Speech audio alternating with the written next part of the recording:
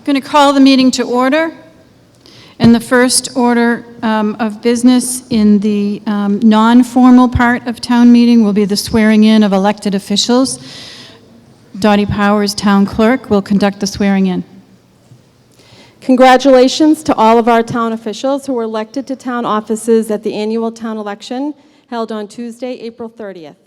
At this time, we would like to recognize you by asking that you come up to this area when your name is called. Once everybody has come up to the stage area, I will administer the oath of office. For Board of Assessors, Michael Crone. For Housing Authority, Jill Onderdonk. For Library Trustees, Jessica Cole and Paul Fitzgerald.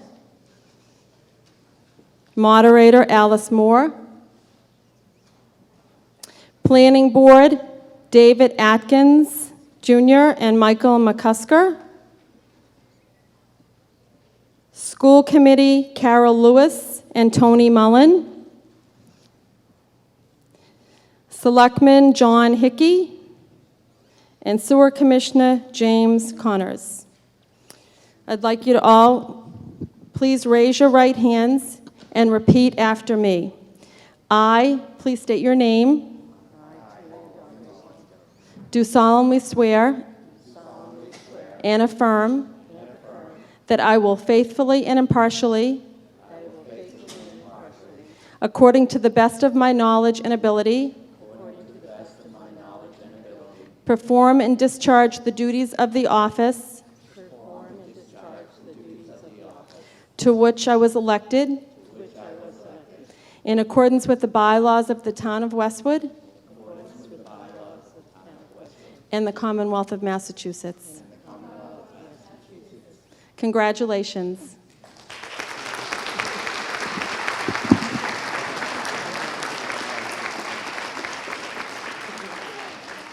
Oh, where were you? We can do it again. No, we just did it. It's fine.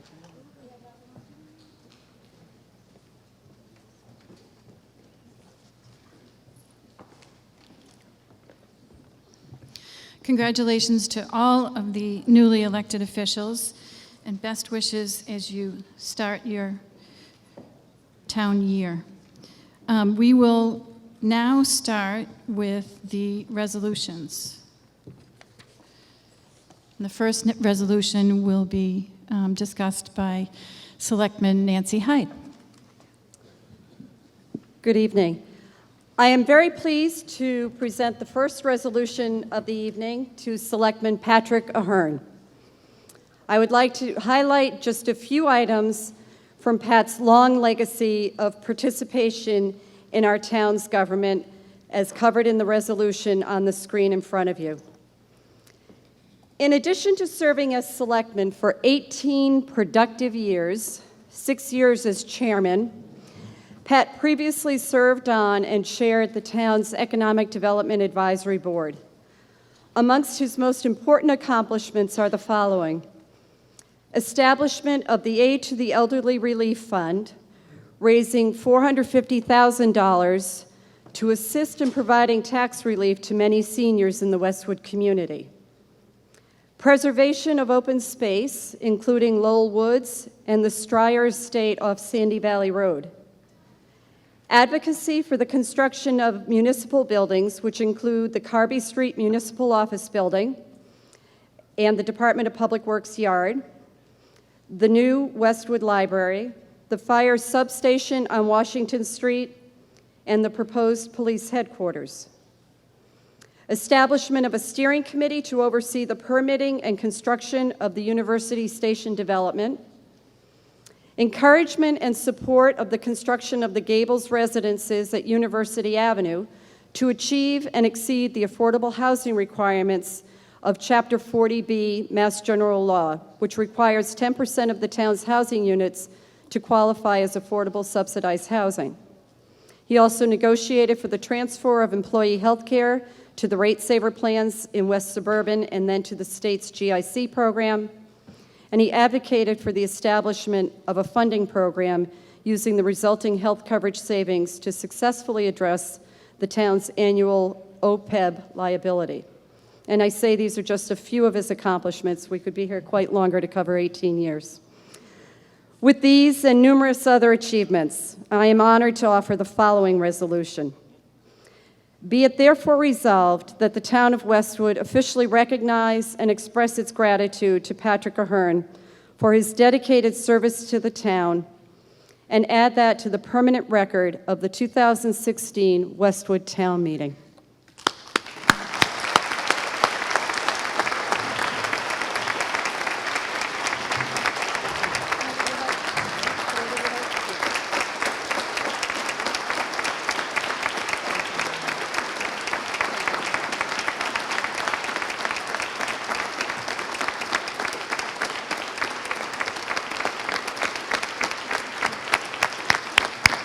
Okay. I said to somebody earlier, let's hope you're clapping like that at the end of the night. I just want to say briefly, this resolution also belongs to my wife and my kids, who allowed me the time to do this. It's been a privilege and an honor to be your selectman for 18 years. Truth be told, you did far more for me than I ever did for you. And to the gentleman taking my spot, Mr. Hickey, good luck, Godspeed. And you're taking a seat on a great board for a great town. Westwood is a wonderful place, and it's thanks to you people who participate in town government and who always had a smile and a kind word for me and my family. So I want to thank you for the opportunity. It's been one of the best privileges of my life. Thank you.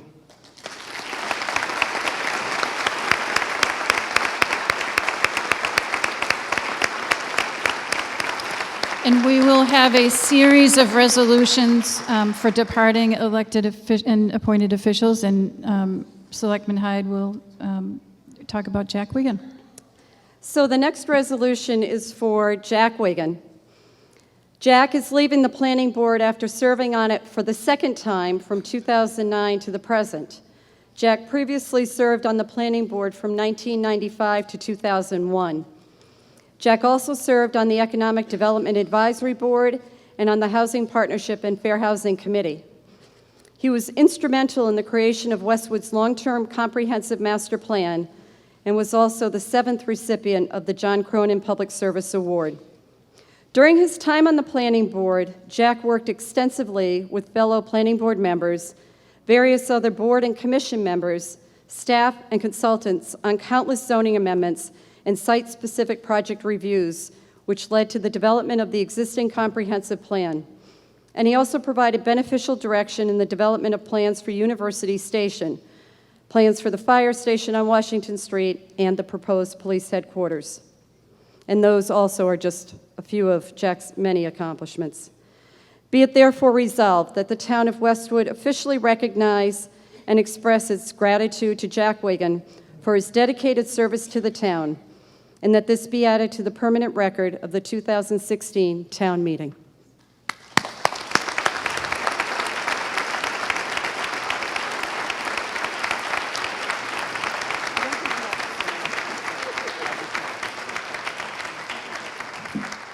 I won't take a moment just to thank Nancy and the Board of Selectmen for this. And also, it's been an honor to serve the town for all of these years, and I hope we've represented you well. Thank you.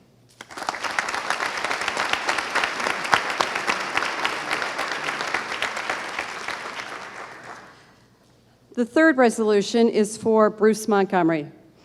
Bruce is leaving the planning board after serving from 2006 to the present, a total of 10 years.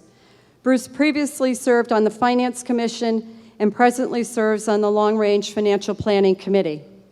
He also represented the planning board on the Public Safety Task Force. During his time on the planning board, Bruce worked extensively with his fellow planning board members, various other boards and commission members, staff and consultants, also on countless zoning amendments and site-specific project reviews. and he provided very beneficial direction in the development of plans for University Station, as well for the fire station on Washington Street and the proposed police headquarters. Be it therefore resolved that the town of Westwood officially recognize and express its gratitude to Bruce Montgomery for his dedicated service to the town, and that this be added to the permanent record of the 2016 town meeting.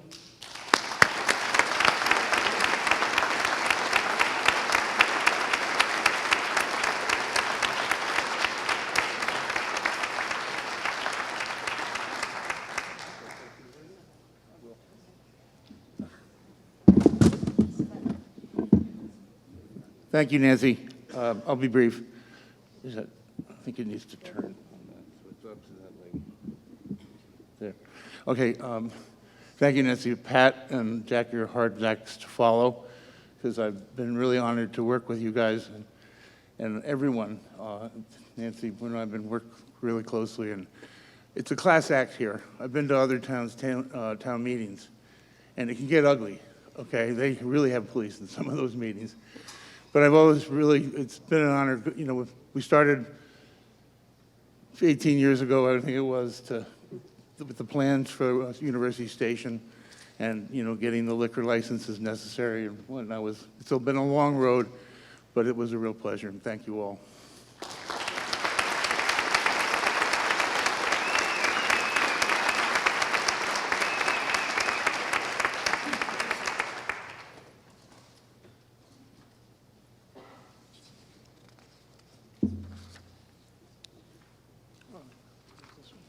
Thank you. Good evening. Is Richard Wade here? Well, hopefully he comes in, but the next resolution is for Richard Wade.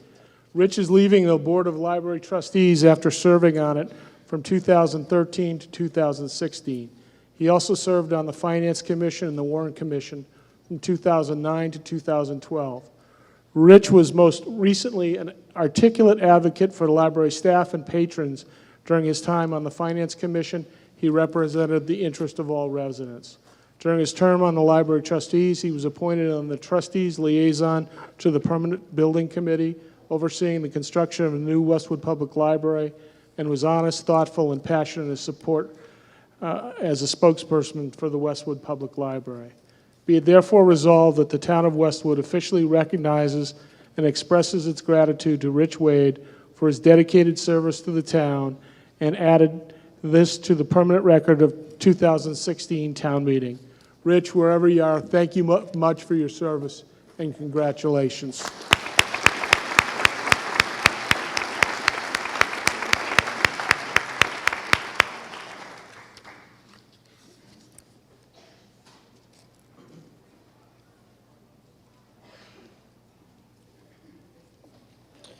Our next resolution is for Karen Coffey. Karen is leaving the Board of Library Trustees after serving on it from 2007 to 2016. Karen also served on the school committee from 1990 through 1996. Karen, in her many years of exemplary service to the town, has consistently shown, and in all her efforts to strive to make Westwood better for all its residents. During her term on the Library Trustees, she served as trustee liaison to the Friends of the Westwood Public Library, worked collaboratively and with great professionalism with members of the Friends and the library community to lead the fundraising efforts for the construction of the new library, and was instrumental in providing leadership and was an articulate advocate for library staff and patrons. Be it therefore resolved that the town of Westwood officially recognize and express its gratitude to Karen Coffey for her dedicated service to the town, and that this be added to the permanent record of the 2016 town meeting. Karen?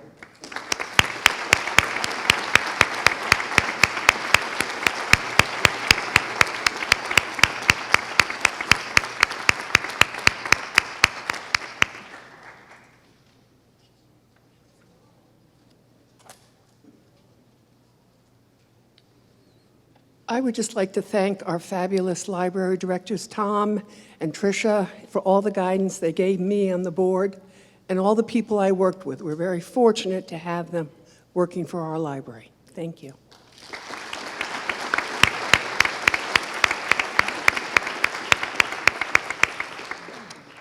And our final resolution tonight is from my good friend, John O'Brien. Jack is leaving the school committee after serving on it from 2007 to 2016. Jack, in his 9 years of dedicated service, was an unwavering advocate for Westwood students and their families, always striving to make the public schools the best they could be.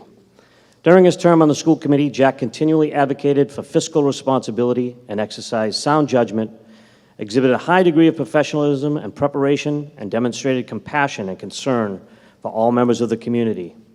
In his role as steward of the Westwood Public Schools, he oversaw the improvement of our school facilities, including the addition of Thurston Middle School in 2009, and in the 9 years he served on the committee, the Westwood Public Schools received many accolades, including naming of Westwood High School as a 2012 National Blue Ribbon School of Excellence. Be it therefore resolved that the town of Westwood officially recognize and express its gratitude to John O'Brien for his dedicated service to the town, and that this be added to the permanent record of the 2016 town meeting.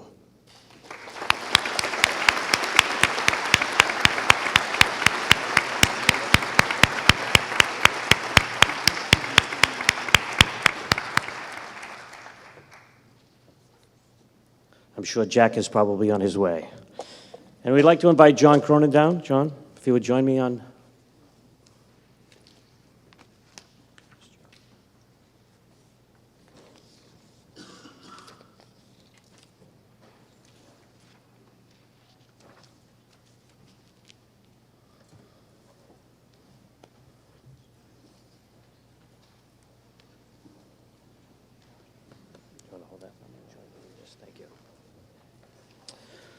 Each year, the John J. Cronin Public Service Award Committee awards this high honor to an individual who has served the town of Westwood.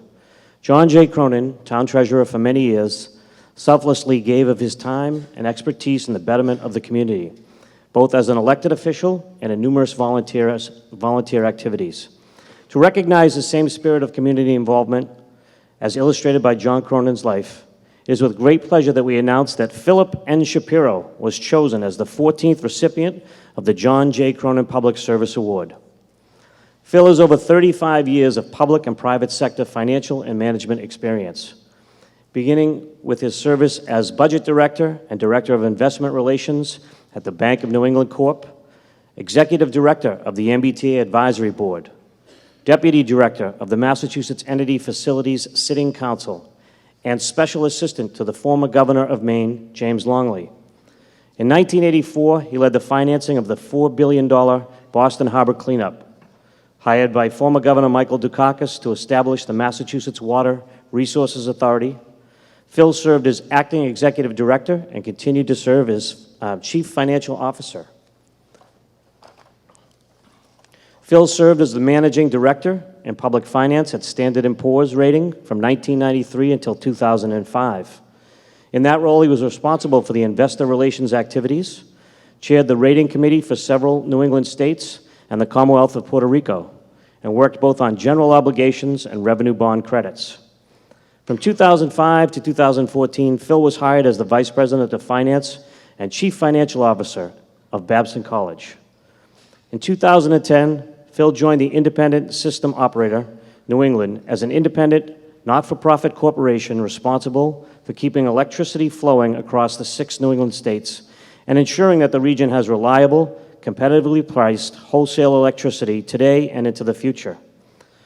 Prior to being elected to the Board of Selectmen, he was an active member of the community, serving on many committees in town, including the Charter Study Committee, the Finance Commission, Business Development Task Force, the Organization for the Preservation of Environmental and Nature, and the Land Trust and the Board of Assessors.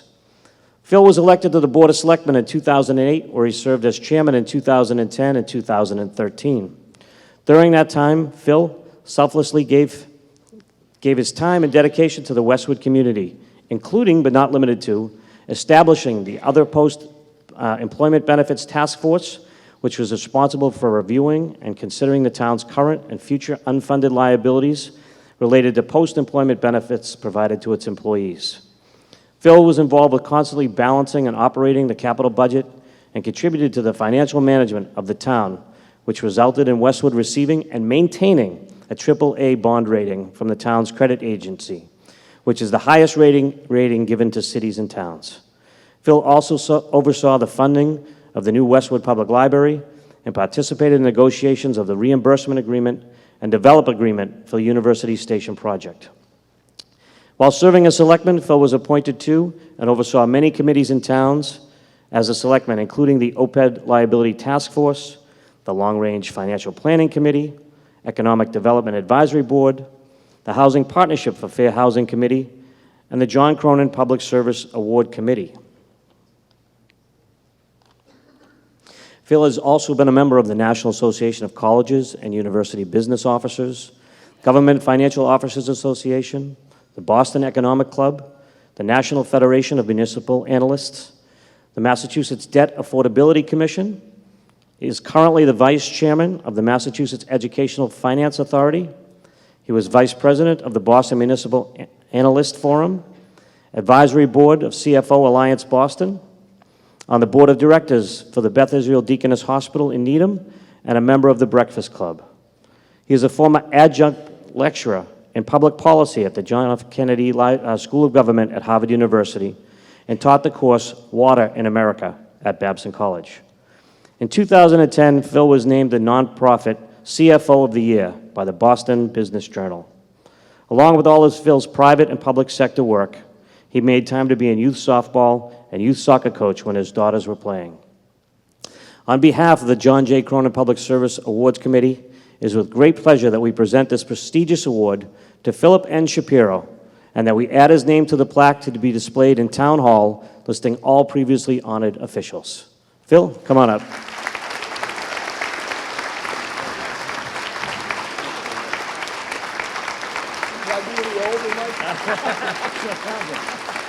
Thank you very well done. I appreciate it. Thank you. I got a little speech.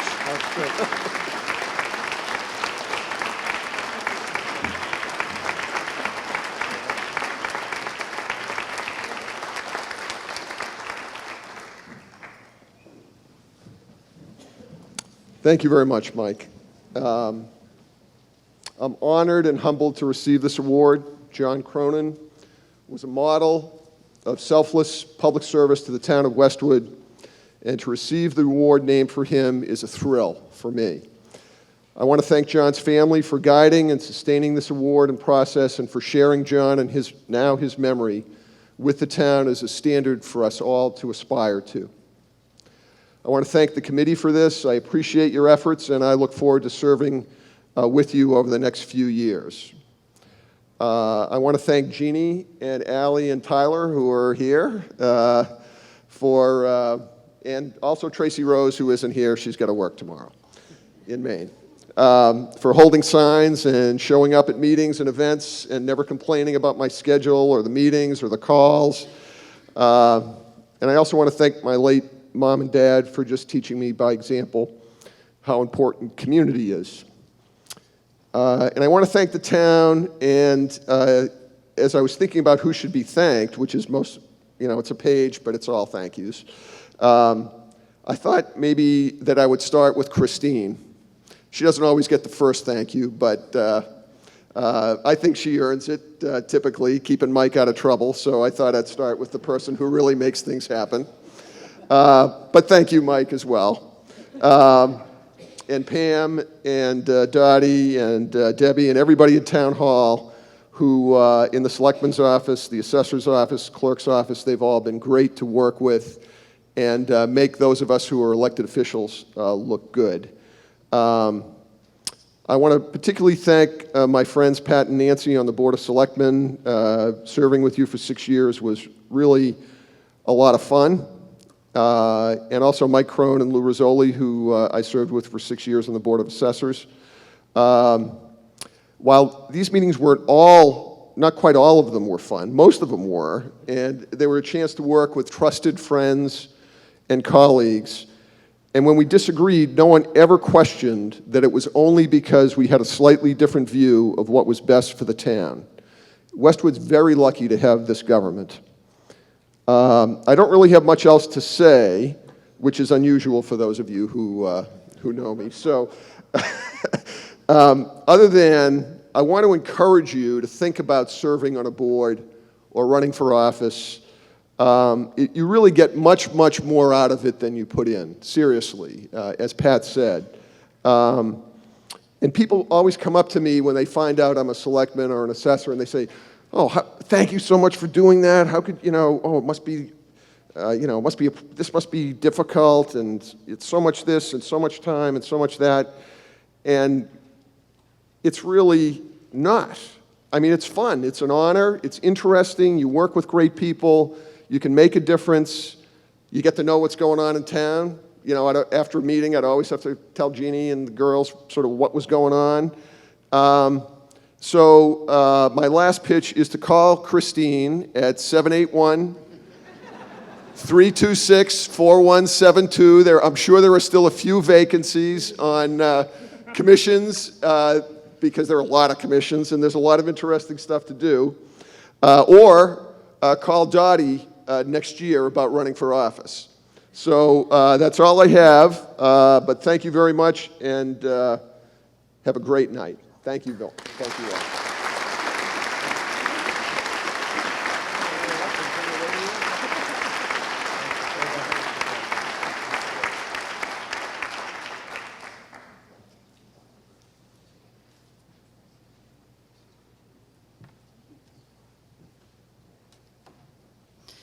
Thank you. Congratulations, and thank you to all of the folks who were honored tonight, and Phil Shapiro. It's an honor to serve with all of the elected officials and the appointed folks who are on boards and commissions, as well as with our town employees to, and like, you couldn't have said it better, Phil. I highly encourage you to volunteer, and as the appointing authority for a couple of the boards, I'd love to hear from you if you have interest in FinCom, Permanent Building Committee, or Personnel Board, because it's really a great way to know your town and do some important things in town.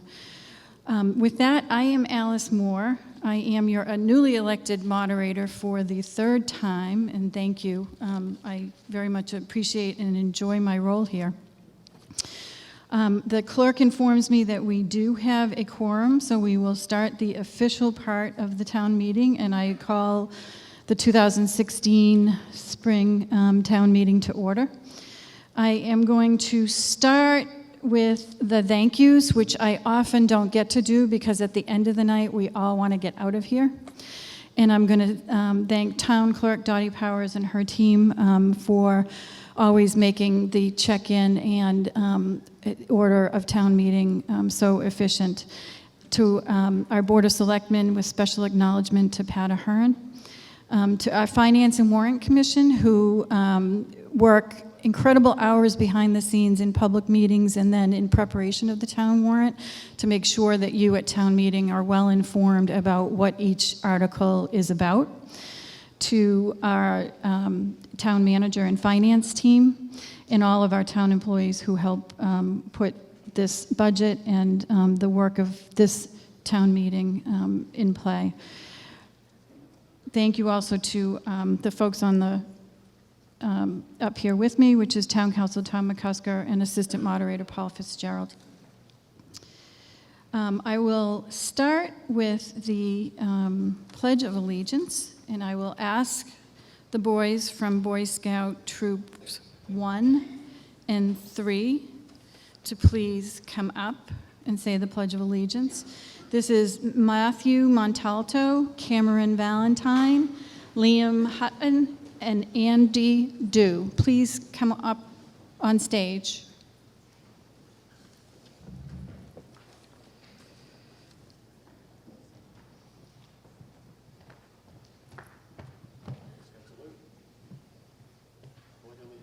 To the flag of the United States of America and to the republic for which it stands, one nation, under God, indivisible, with liberty and justice for all. Thank you very much.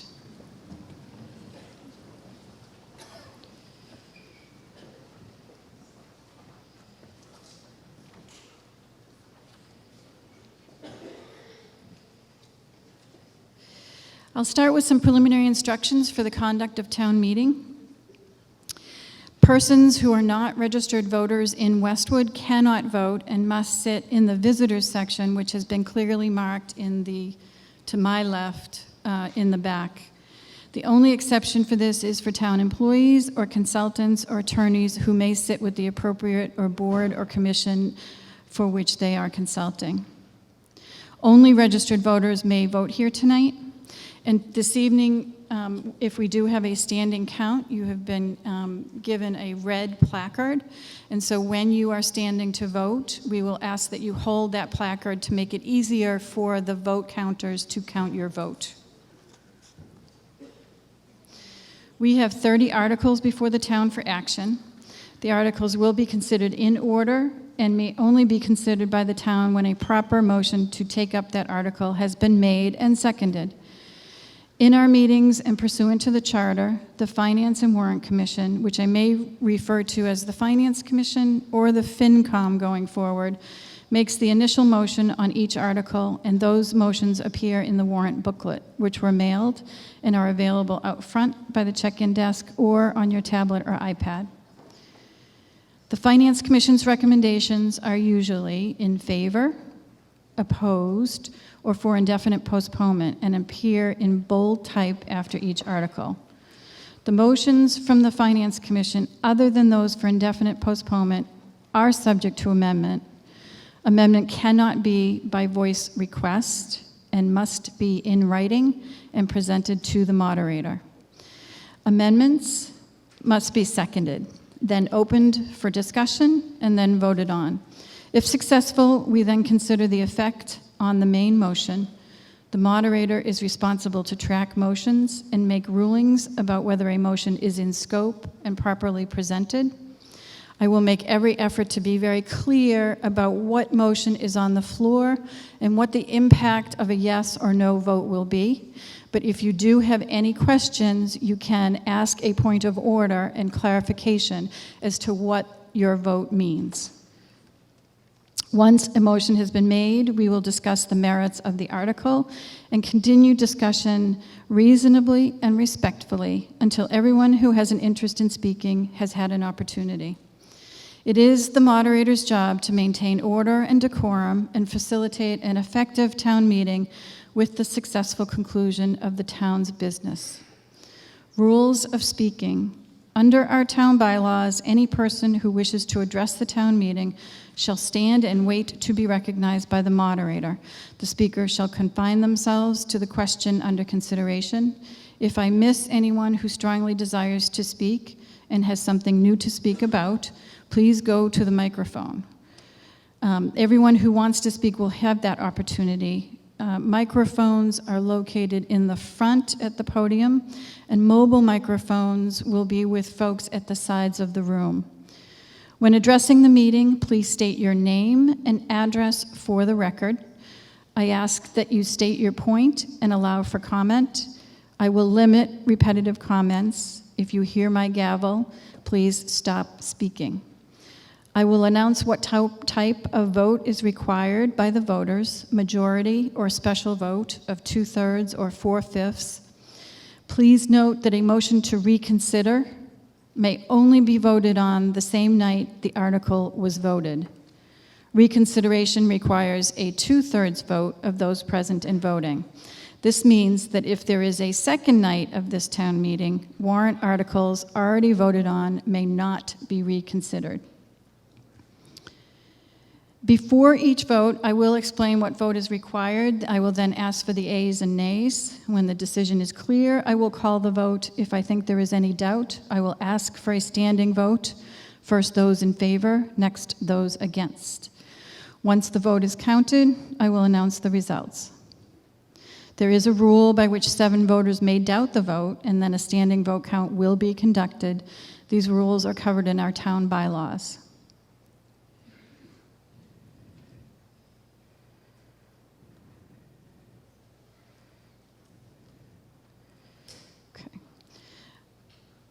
With that, we will turn to the business of the town meeting, assuming there are no questions from the audience with respect to the procedure for this town meeting.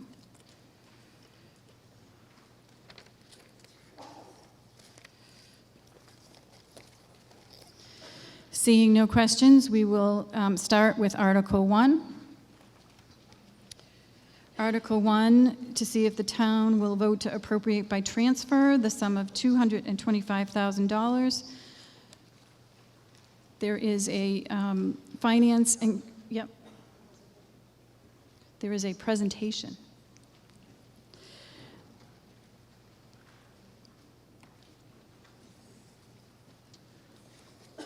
From Board of Selectmen Chair Michael Walsh. Thank you, Madam Chair. Ladies and gentlemen, thank you very much for coming this evening. It's always an important part of town government that you show up at town meeting and be able to vote on the business that the town has to attend to. We are happy to report that University Station is continuing to expand. The stores and restaurants are open. The revenue has started to come in, both from the tax revenue and the meals tax. The town has worked to provide quality services and strengthen our financial position. Excuse me. Operating budgets are consistent and sustainable. Our reserves have been built to appropriate levels. Capital has continued higher amounts for school and municipal needs. OPED has continued significant progress on that liability, and we have still maintained our AAA bond rating. Tonight we have 30 articles at the annual town meeting warrant. The first 11 are financial articles, and we will have Pam Dukeman come up and talk about those. First, fiscal year 16 supplemental budgets, and then fiscal year 17 operating capital budgets and reserve accounts, and there'll be a short presentation on finances to follow. We do have some tax relief articles, as you may recall at the fall town meeting. There was some question about tax relief, so we have 2 articles this evening. Article 12 is going to ask you to vote on to appropriate $500,000 in free cash to reduce the tax rates, which will result in a $65 savings to the average home. Coupled with other budget actions, we're going to try to save $273 in tax relief per household based on the average in town. Number 13, Article 13 is a home rule petition to appropriate funds to the Aid to the Elderly and Disabled Taxation Fund. There is no money being asked to put into that account this year. We are merely asking for the state to give us more tools to provide aid to the elderly and disabled, to target our most vulnerable residents. Article 14 is asking you to adopt a local option provided by the Commonwealth of Mass to increase the town's current 4% hotel tax to the maximum of 6%. All of the surrounding communities are already at 6%. Article 15 will request to borrow funds to construct a new police station headquarters. And when we get to there will be a detailed presentation at that time. Article 18 asks to appropriate $90,000 from free cash to design a sidewalk along Gay Street and along Route 109 between Millbrook and Pond Street to allow the town to submit an application to the state's Complete Streets program so that we can have a complete sidewalk on both of those roads. We have miscellaneous articles. Under 16, we have a street acceptance of Blue Hill Drive from Leah Road to Whitewood Road. 17 is road improvements. 18 is to adopt a bylaw to regulate unattended bins throughout the town. You may know that's where you put your clothing, books, and things like that. We do not have a bylaw on the books. We'll be looking for your approval to do that. Article 20, amend the town bylaws to expand provisions from retail uses to retail restaurants and services and uses. Article 21 is a home rule petition for the sale of wine at farmers markets. As you may recall, we have passed some of that in the past, and we're putting language in to just clean that up just a little bit.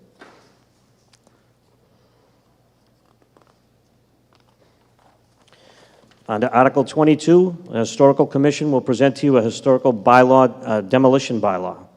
Articles 23 through 29 are zoning amendments, and a full report by the Planning Board when we get to those articles. And finally, Article 30 is a petition article on Dover Terrace. So with that, I will turn it over to Ms. Dukeman for her financial presentation. Pam? Recognize Finance Director Pam Dukeman.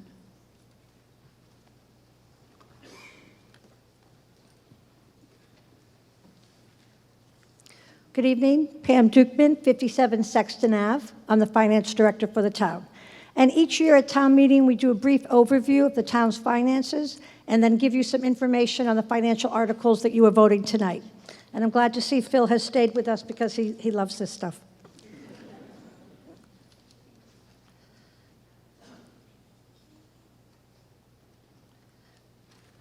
when we talk about the town's finances, we need to address multiple areas, and some of these items are listed on the slide. We need to look at our operating budget, which is the main area where we fund our school and municipal services each year. We need to look at our reserve accounts, which are the town's savings accounts, to make sure we have adequate money in the bank to protect us from emergencies and help us with our bond rating. We need to address our capital budget. We have over $200 million of assets in town. We need to make sure that we're continually maintaining and updating our buildings and having appropriate equipment for our police and fire departments. We need to address our long-term liabilities, both our pension funding and our OPEB that you heard earlier. And all of that needs to be balanced on our tax bill impact. We are highly funded by real estate revenue, so anything that we do trying to address services in different areas, we need to make sure we're knowing what happens with the tax bill. It is difficult to balance all of these needs, but we have to, in our budget process, make sure we get to all of them. If we put efforts into one area at the expense of others, we would fail as a community and we would fail in our finances. So if we're building our reserve accounts too high, we wouldn't have adequate money for our operating budgets. If we're building operating budgets too high, we would not be able to sustain services going forward. If we did not address our capital assets, we would not have adequate buildings for our children in the schools, and we would not have adequate equipment for police and fire. And if we don't address those long-term liabilities, we'd just be pushing that problem down the road to our children because those liabilities simply wouldn't go away. And then again, it really all comes down to we try to do all that, but we need to be mindful of what the tax bill impact is to get that done. So it is a challenge every year to balance all of those needs. The Board of Selectmen has done a terrific job the last couple of years in presenting those budgets to town meeting that take care of all of those areas. And you'll see tonight in the FY17 budget, they continue to do the same. Looking at our spending, this pie chart shows you our total spending for the town. For FY17 will be about $89 million. The biggest area of spending, as shown by the green piece of the pie, is for our school and municipal operating budget. About 70% of our total spending is in that area. That obviously is the most important service that we provide to our community, and it's where we put the most resources. This is the area where we pay for our teachers, our police and fire, DPW workers. Our school and municipal departments work very hard to provide you a high quality of service with that budget. We are a small community, and yet we're not as large or as wealthy as some of the other towns we compare ourselves to, and yet the services that we're able to deliver from the school and municipal departments are really, rival any that are delivered across this state from other communities. Those departments, our school officials, our town officials, and administration and staff work really hard to deliver a high-quality level of service year in and year out to the community through the budget funds they're allocated. Looking next at the revenue side, this pie shows you our total revenue for FY17. Total revenue, $89 million. We're highly funded by the tax revenue, as shown by the blue piece of the pie. 80% of our revenue comes from real estate taxes. That is a very comparable chart for a suburban community. It is a challenging financial model, however, because our main revenue source, our real estate tax, is limited by Proposition 2.5. So we work under a financing model where our main revenue source is restricted and make it difficult every year to try to achieve that full balance of all those areas of service that we want to provide for in the budget. So it is always challenging for us to present that budget. We are in a favorable position as compared to other communities, and that we've had some relief from that challenging model, and that is coming from the new revenue from the University Station project. There are a significant number of people in this room who have worked for years to bring that project forward to the community, and we are now receiving and seeing the benefit of that project. Even before that project came online, our finance team and our long-range financial planning committee were looking at making sure we would allocate any of that new revenue to address all of those areas of need in the budget. So we were laying out how to allocate that money to different budgets before it even came. So the items we were looking at, first, direct service costs. When the University Station project was proposed, we knew we would have some additional services required due to the project. And that was particularly in the area of public safety, police and fire, and the school budget, if there was impact from children coming to the residential component of the project. So we first need to make sure we're allocating any new revenue to pay for any of the costs associated with the project. And that way we assure the community that we're not limiting services that you already have because of the project. The second area to look at is our operating budgets. Main area of our budget, we want to make sure that we're providing sufficient resources. So there is an opportunity to use new revenue from the University Station project to approve budget resources to the school and municipal budget above what we might otherwise be able to do under Proposition 2.5. We also want to make sure we're addressing our capital budget and setting aside some of the new money to increase our capital spending, whether through direct capital expenditures or increasing our debt service budget to provide for bonds for major capital projects. And then tax relief. We do want to make sure we're allocating some of this new revenue to provide tax relief to the community, trying to use that money to mitigate the annual increase in the residential tax bill. So many needs that we're trying to address with this, and you'll see that as we go forward that we're meeting that in this year's budget.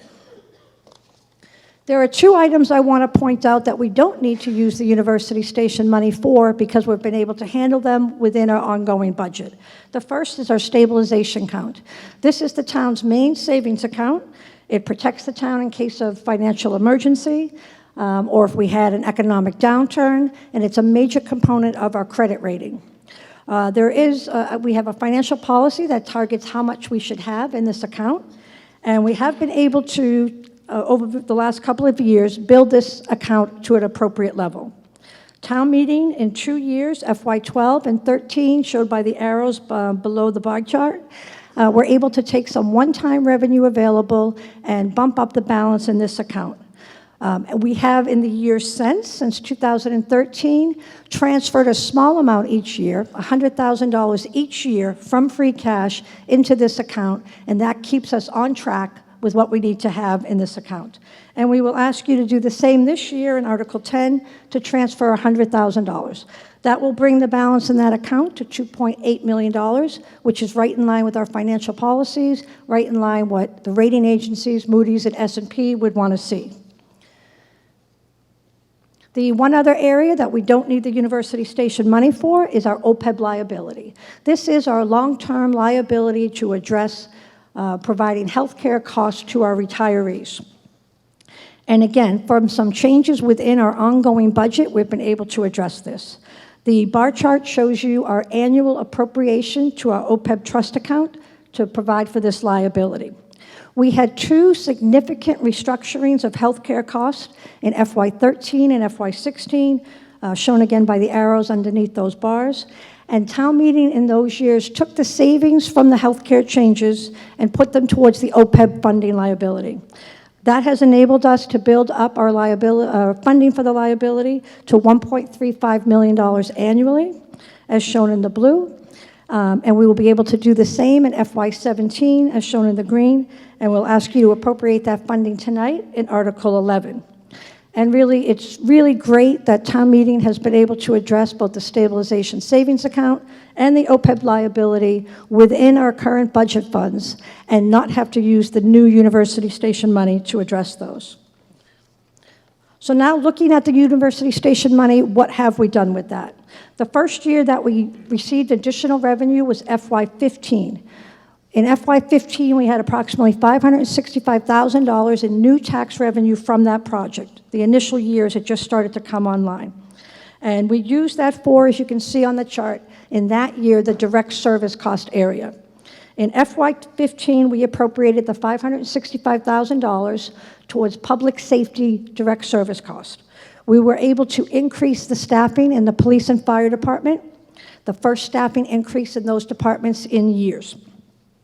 We have not added any additional staffing to those departments since that year, There may be additional staffing needed in the future. The Board of Selectmen continues to monitor those staffing levels, continues to work with both the police chief and the fire chief to address those levels. And as the University Station project continues to come online, we may need to relook at that and address that further. So that was FY15. FY16, our current year. The total new additional tax revenue from University Station in FY16 was $3.2 million. So a significant amount as that project really started to come online. That amount is finalized and approved by the Department of Revenue late in November 2015. So what did we use the money for in that year? We took a significant portion of that, about $1.5 million, and used it to allocate some additional revenue to our operating budgets.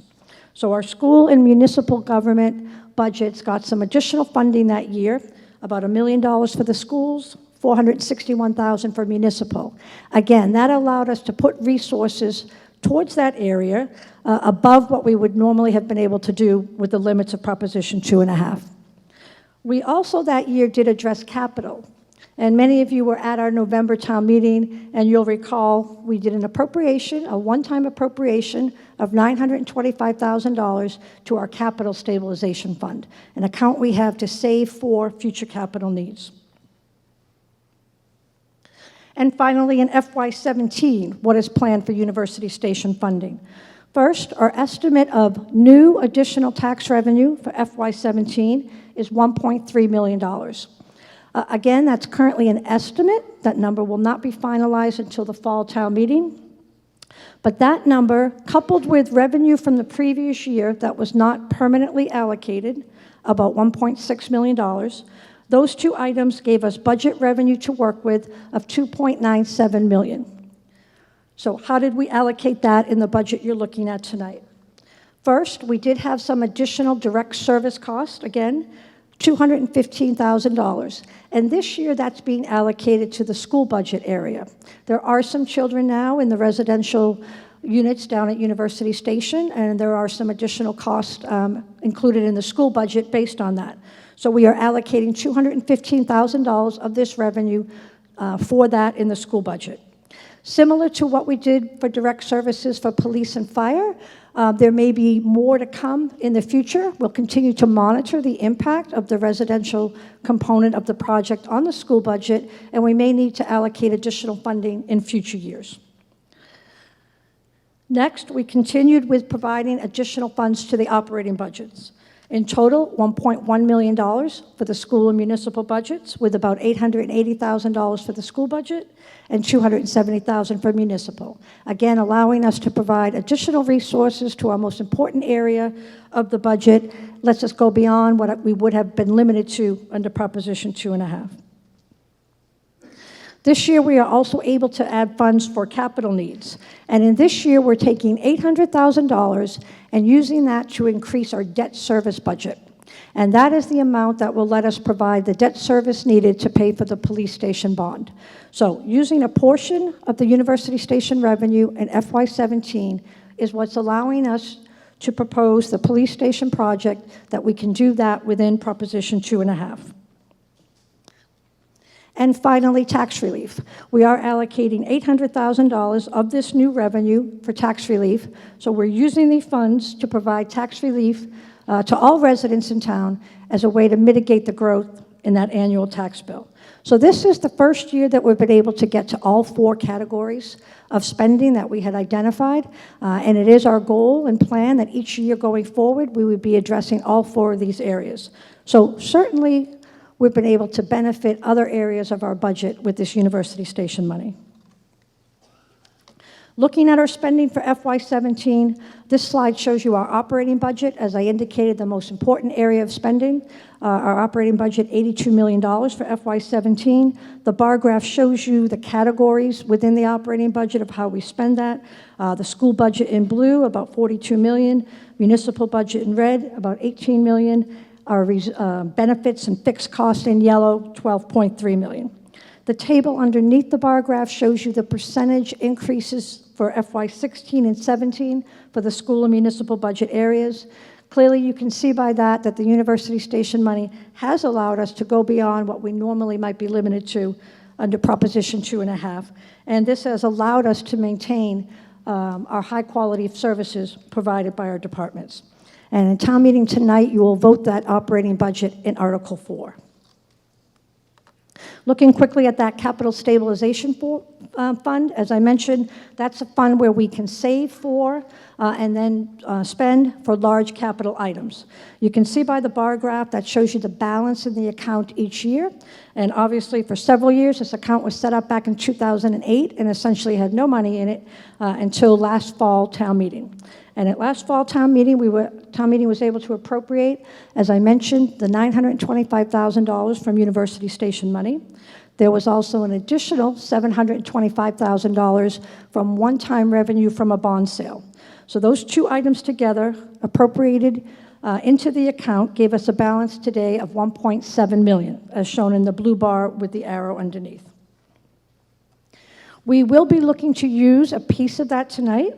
In Article 9, we have a capital project for the replacement of the high school turf field and the resurfacing on the track.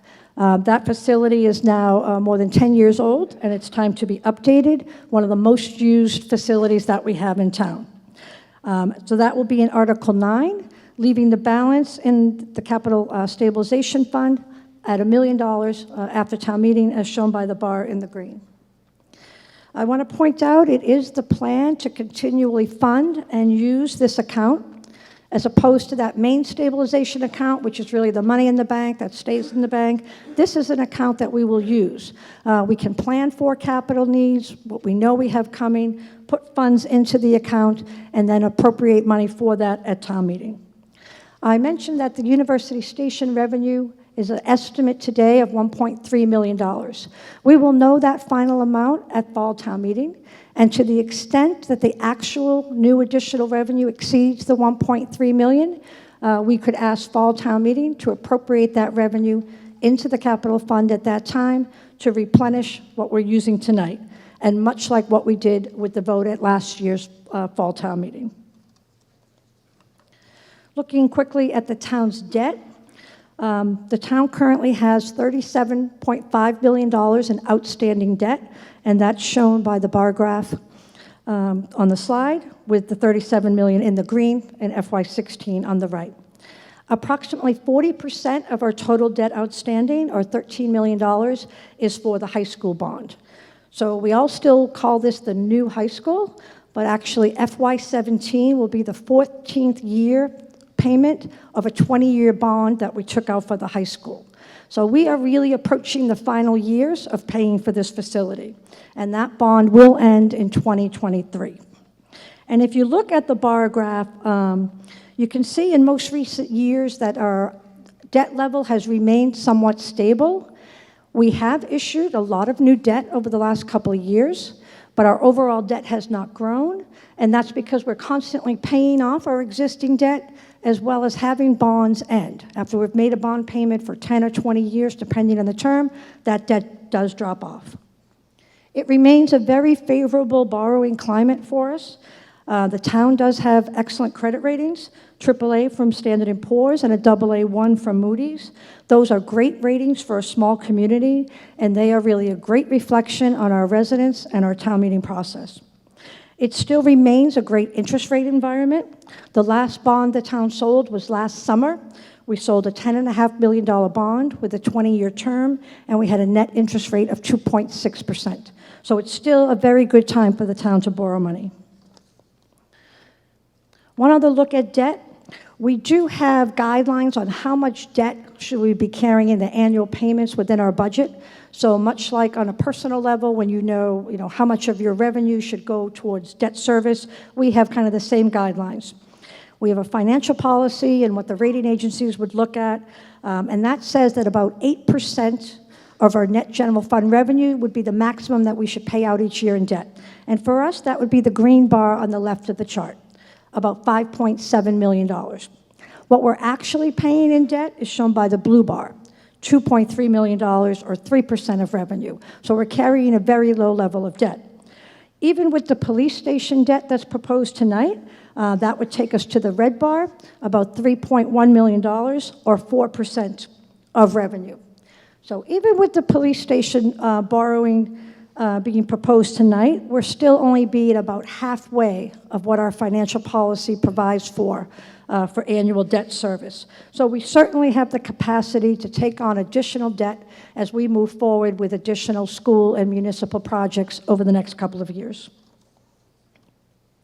Finally, looking at the tax bill. This bar graph shows you the average tax bill in town. The average home is valued at about $586,000. Their current annual bill, shown in the green bar, is just over $8,600.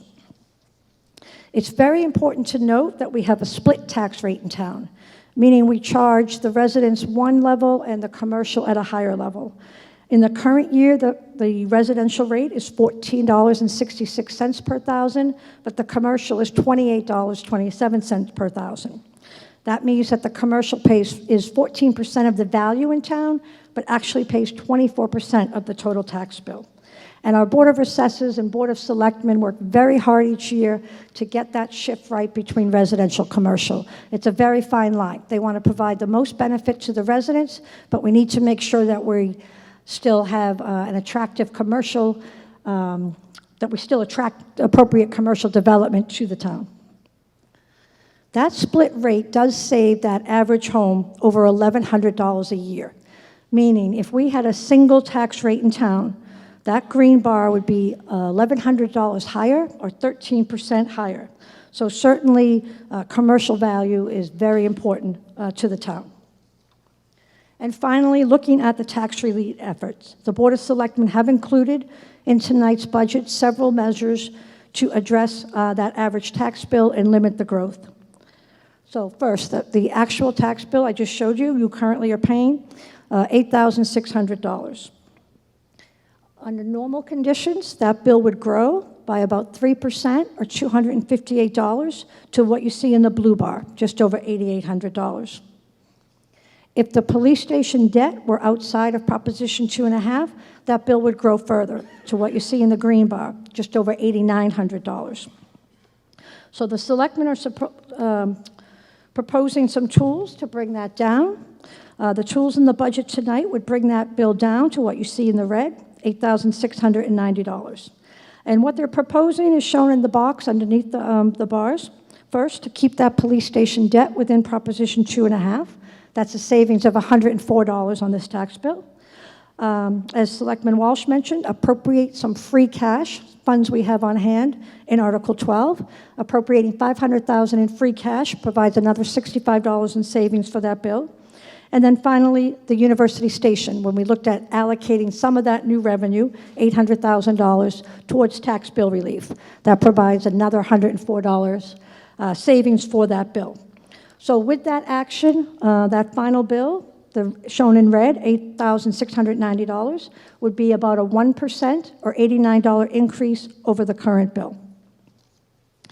It is important to mention that these actions the selectmen are proposing by the laws from Department of Revenue that regulate our taxes, they provide tax relief to all taxpayers, including commercial, all residential. We're not able to segregate out any particular components. We know through some of the various hearings as we went through the budget that for some people, this tax relief is not as meaningful to them. We had some feedback that people would rather we keep some of this money and put it towards capital needs because they know we have sufficient things coming.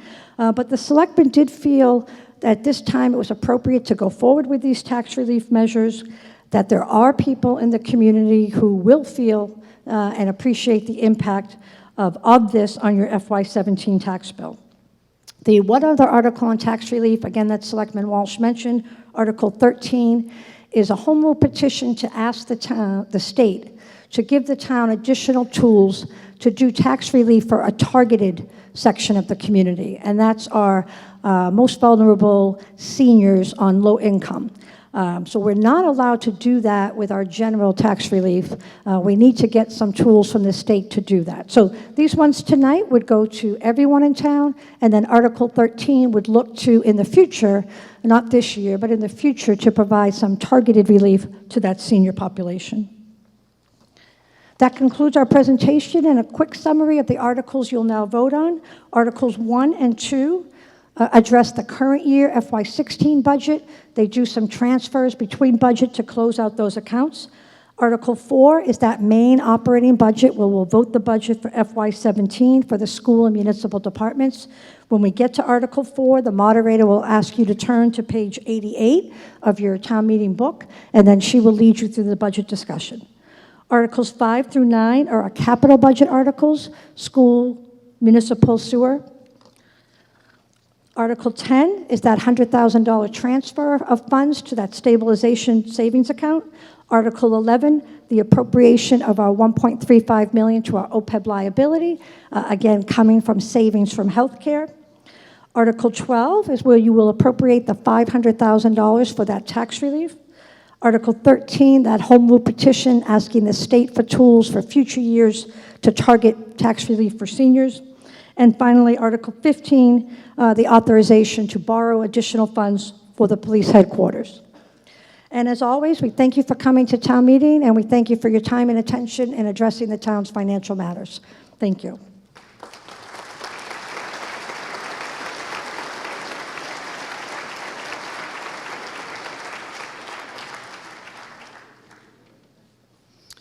Okay, let's get started. Article 1. To see if the town will vote to appropriate by transfer from available funds the sum of $225,000 coming before town meeting on the Finance and Warrant Commission's recommendation that the town so vote. Is there a second to that motion?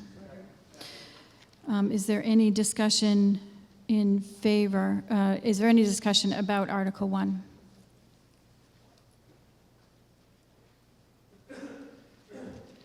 Seeing no discussion, all those in favor, this is a majority vote, all those in favor of Article 1, please say aye. Aye. Opposed, nay. It is a unanimous vote in favor of Article 1. Article 2, to see if the town will vote to appropriate by transfer from available funds the sum of $421,000 coming on the Finance and Warrant Commission's recommendation that the town so approve. Is there a second to that motion? This is a majority vote. Is there any discussion about Article 2? Seeing no discussion, this is a majority vote. All those in favor, please say aye. Aye. Opposed, nay. It is a vote in favor of Article 2. Article 3, to see if the town will vote to appropriate and/or transfer for available funds the sum. There are no unpaid bills, is that correct? Okay. Does that require a vote? Okay. Moving on to Article 4. With respect to Article 4, to see what sums of money the town will vote to raise and appropriate and/or transfer from available funds and/or borrow for the operation of the municipal departments and public school system for the fiscal year July 1, 2016 through June 30, 2017, as set forth in Appendix D. The Finance and Warrant Commission's recommendation is in favor. I will read from Appendix D by each page. And if somebody would like to discuss an item on a page, please do so by requesting a hold. Starting with page 88, page 89, page 90, page 91, page 92, page 93, page 94. Hearing no holds, this comes on the Finance and Warrant Commission's motion to approve. Is there a second? Is there any further discussion on pages, Appendix D, pages 88 through 92? All those in favor, please say aye. Aye. Opposed, nay. It is a vote in favor of Article 4. Article 5. To see if the town will vote to raise and appropriate and or transfer from available funds the sum of $850,100 for the purchase, lease, and or lease purchase of following capital equipment and improvements. It's a required majority vote coming on the Finance and Warrant Commission's recommendation in favor. Is there a second to that motion? Is there any discussion about Article 5? Seeing no discussion, it is a majority vote. All those in favor, please say aye. Aye. Opposed, nay. It is a vote in favor of Article 5. Article 6, to see if the town will vote to raise and appropriate and or transfer from available funds the sum of $885,050 for the purchase, lease, or lease purchase of the following capital equipment and improvements, coming before town meeting on the Finance and Warrant Commission's recommendation in favor. Is there a second? This is a majority vote required. Is there any discussion about Article 6? Seeing no discussion, all those in favor, please say aye. Aye. Opposed, nay.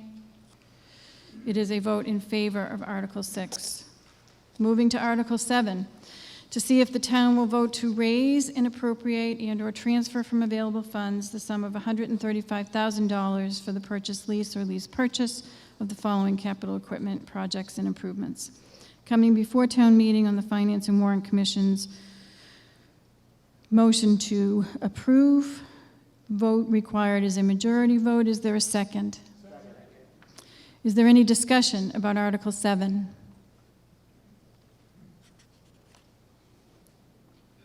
Seeing no discussion, if all those in favor, please say aye. Aye. Opposed, nay. It is a majority vote in favor of Article 7. Article 8, to see if the town will appropriate $666,000 to pay costs of engineering and construction related to development of plans and specifications for the reduction of infiltration and inflow into the town's wastewater collection system. Coming before a town meeting on the Finance and Warrant Commission's recommendation to approve. Is there a second? This requires a 2/3 vote. Is there any discussion about Article 8? Seeing no discussion about Article 8, all those in favor, please say aye. Aye. Opposed, nay. It is a 2/3 vote in favor of Article 8. Article 9, to see if the town will vote to raise and appropriate and or transfer from available funds the sum of $750,000 for purchase, lease, or lease purchase of capital equipment, projects, and improvements. Coming before town meeting on the Finance and Warrant Commission's motion to approve. Is there a second? Requiring a 2/3 vote. Is there any discussion about Article 9? Yes. Are there microphones?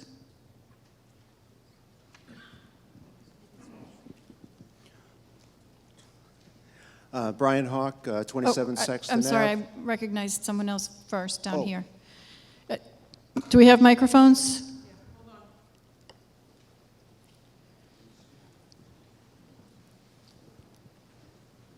And I'll recognize you next, sir.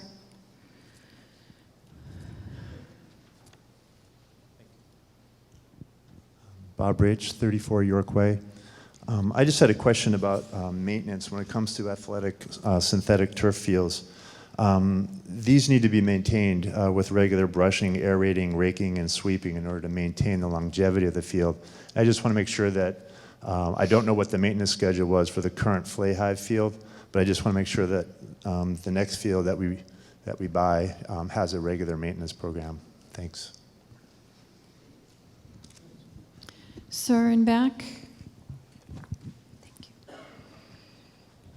Brian Hawk, 27 Sexton Ave. Just wondering what the life expectancy of the new field that's going in will be, and if there's any warranty that comes with the new field.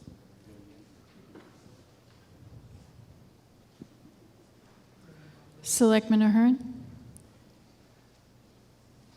The life expectancy of those fields is 10 years. We're right at the 10-year mark. We brought a consultant in to look at it. He advised us that it needs to be fixed for safety reasons. So we get about 10 years out of them, and we do maintain them. So it's time to do the work. Other comments on Article 9? Questions, discussion? Seeing no further discussion, this is a 2/3 vote. All those in favor, please say aye. Aye. Opposed, nay.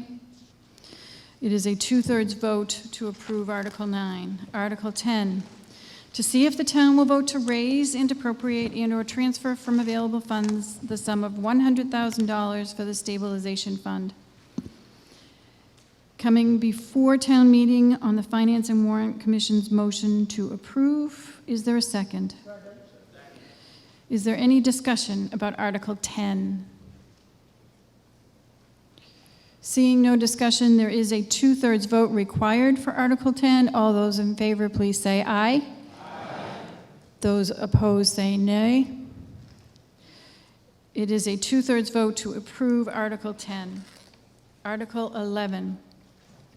To see if the town will vote to raise and appropriate and/or transfer from available funds the sum of $1,350,000 to the OPEB Liability Trust Fund.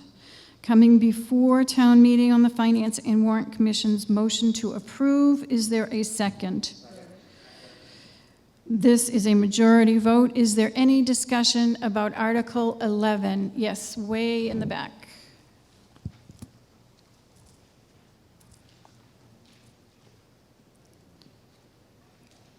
Thank you. Jim Galvin, 97 Westchester Drive. What is the full total liability for the OPEB for the town? Ms. Dukeman?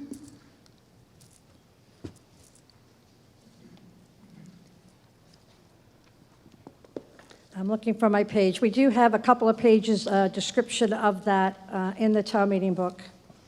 On page 126 in your book, we're required to have this updated, the liability, every other year. We just completed the most recent update. Our total liability is $35 million. So this is a funding over a long-term 30-year plan, much like a pension funding schedule.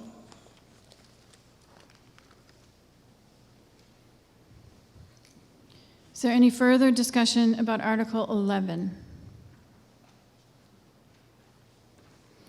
A majority vote is required. All those in favor, please say aye. Aye. Opposed, nay. It is a majority vote to approve Article 11. Article 12, to see if the town will vote to appropriate from free cash the sum of $500,000 to reduce the tax levy in fiscal year 2017. Coming before town meeting on the Finance and Warrant Commission's motion to approve. Is there a second? Is there discussion about Article 12? Yes. Sir, can you just use the microphone in front?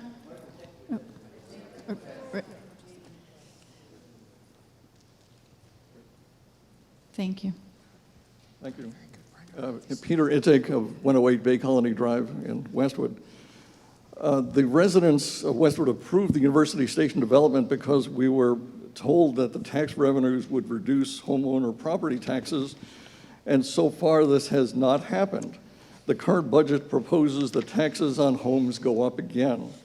There's a nice table, nice graph on page 99 showing that. So next year, your taxes on your home will be even higher. We're supposed to be pleased that the increases do not exceed the limits of Proposition 2.5, but the town is clearly able to spend all of the additional money from Westwood Station and more, the more being additional taxes on homes.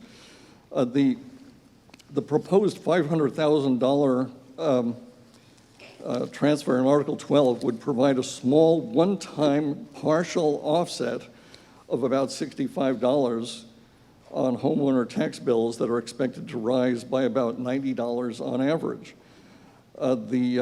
This amount is a small part of the town's $5 million in free cash left over from last year. Of that $5 million, $2.5 million is referred to by the Finance Commission as surplus free cash. I actually like that expression, surplus free cash. Isn't that good? In any case, the $2.5 million in surplus free cash is more than town policies suggest be retained. I propose to use some of that surplus free cash by amending Article 12 by replacing the $500,000 amount to $1 million. This would provide an actual small property tax reduction to the average homeowner. I would like to move to amend Article 12 in the manner that I described by replacing the reference to $500,000 with the amount of $1 million. We're going to have to take a break. Is that motion in writing? Excuse me? It's, for amendments, we require the motion to amend be in writing. I can't understand. Oh, I need to write it out? Yes, you may have it written out there in your script. It's a simple substitution of the number $500,000 to the number $1 million. And we just need to follow the procedure to have that in writing, sir. So we're happy to help you.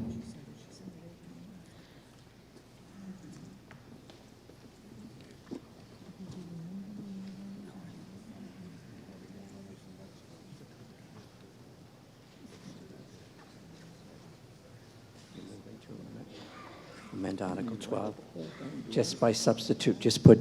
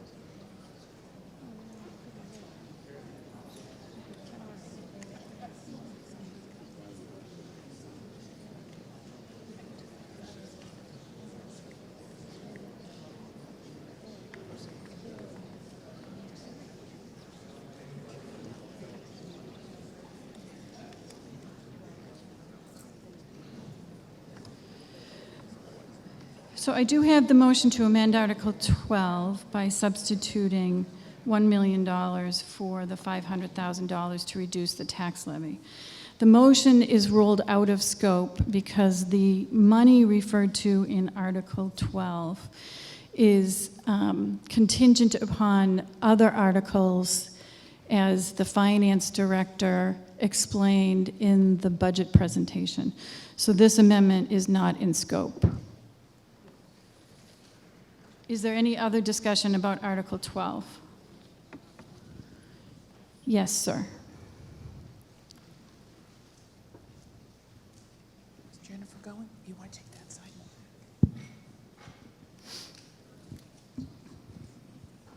Thank you.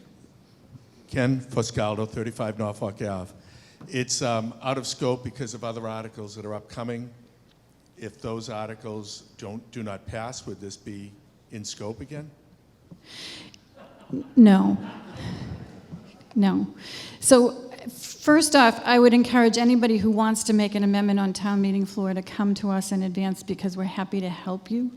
Second of all, this is out of scope because changing the number here is affecting other articles, as monies have been allocated to reduce tax relief in other articles, as was presented in the finance director's budget presentation. And so it is out of scope. Happy to hear other discussion, but that amendment is not in scope and is not in order. Yes. Yes, David Warshay, 18 Colby Way. I've got a question here about, call it underfunded liabilities, about giving any, call it even $500,000, given that the town probably needs a new main fire station. We need, of course, a consolidated elementary school, maybe a new middle school. I mean, the liabilities are just, very long, out there. It doesn't make sense to, keep money into the war chest and not give any relief and just keep your Proposition 2.5 increased every year. That's constant, out there versus giving any relief, given the liabilities. Selectman Hyde?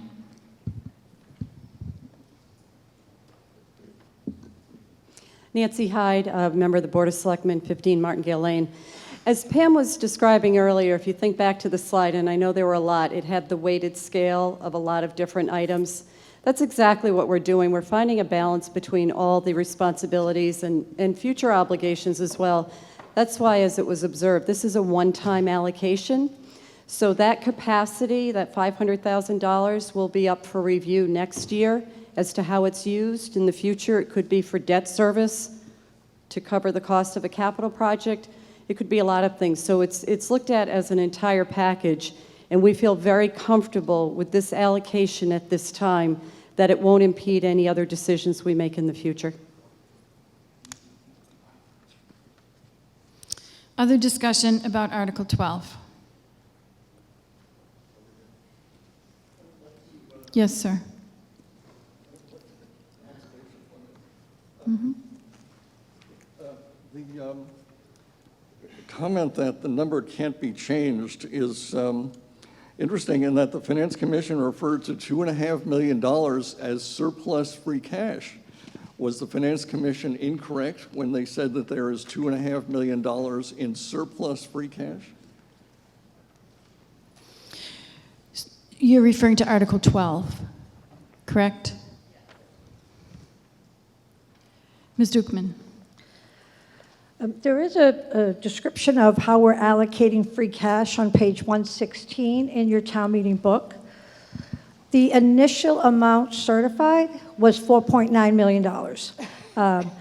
We should, by our policies, have about $2.8 million of that unused, unallocated. It's that money and the stabilization account that are really what we're supposed to have available. What the FinCom was referring to was that above kind of what we shouldn't use, the amount we had was a couple of $1 million. We have used that, though, in the earlier articles that we voted, and I think that's what the moderator was pointing out in the other articles. So we used free cash in Article 2, and then Article 5 and 6. We always use free cash for our school and municipal capital items. So we have already appropriated, in total at town meeting, $3 million in free cash for various items.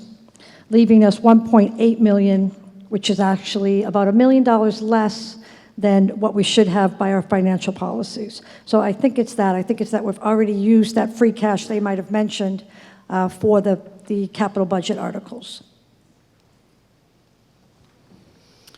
Any further discussion about Article 12? Yes, sir. Up front.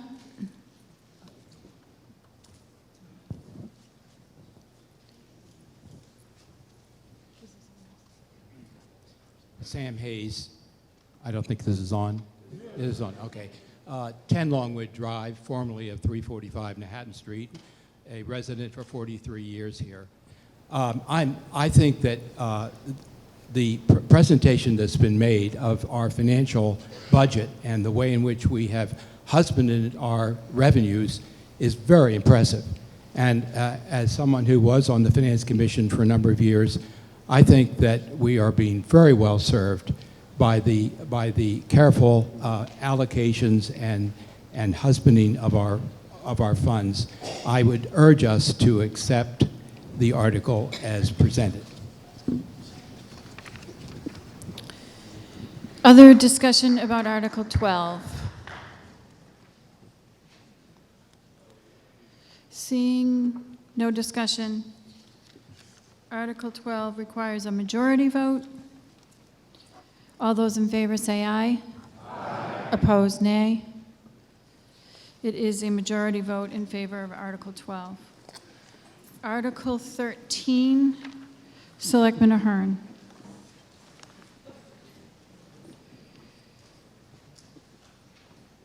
Thank you, Madam Moderator. Up on the board, you're going to see one slide. I promise only one slide. Article 13 is a home rule petition where we're asking the state to allow us to expand a state program that we adopted in 1999 that allows voluntary tax contribution to assist low-income elderly and disabled residents in paying their real estate taxes. A couple of important things to point out. We're asking the state to give us a tool to help some of the most vulnerable residents of our community, residents being impacted by the changing demographics and housing stock. If you look over the past year, over the past 17 years, we've collected and distributed $450,000 in donation. There are no administrative costs associated with this program. Everybody who works on it is a volunteer or a town employee and does extra. In fiscal year 16, we distributed $48,000 to 39 residents. The typical resident who received this was 88 years old, had lived in town for over 60 years, had a home value of an average of $425,000, had verifiable annual income of less than $20,000, and they received a tax payment between $800 and $1,500. Hubert Humphrey once said, it's the moral test of a government is how that government treats those that are in the dawn of life, the children, those that are in the twilight of life, the elderly, and those that are in the shadows of life, the sick, the needy, and the handicapped. We in Westwood have done very well in that moral test of government, and this is a tool to help us to continue to do well. A couple important things to note: no money is being appropriated tonight. If we're fortunate enough to get this home rule petition through, and it is going to be a pull, you have complete control.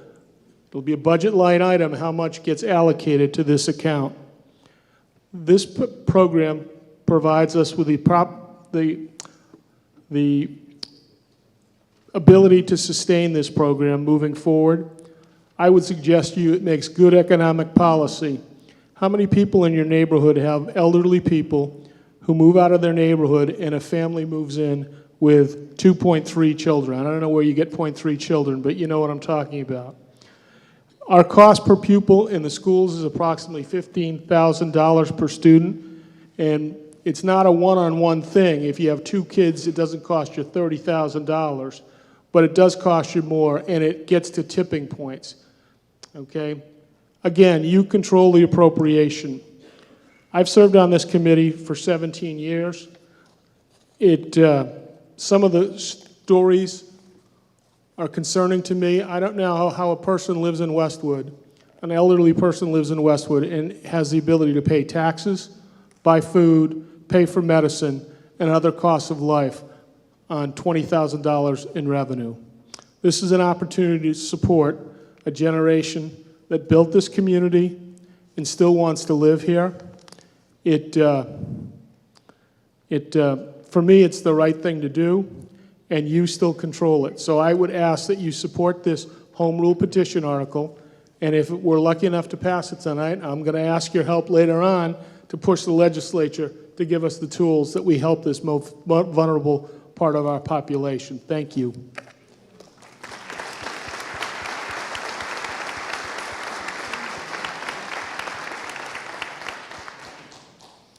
Okay, Article 13, to see if the town will vote to authorize the Board of Selectmen to petition the General Court to enact special legislation to allow the contribution of town funds to the Aid to the Elderly and Infirmed account established by the community. This is coming before town meeting on the Finance and Warrant Commission's vote to so approve. I note that that vote was 8 in favor and 7 opposed. It is an article that requires a majority vote. Is there a second? Second. And is there discussion about Article 13? Sure. Once again, Peter Itzig, 108 Bay Colony Drive. I noticed that 7 members of the Finance Commission opposed this motion, and I wonder if one of those opposing members might speak to the reasons for their opposition.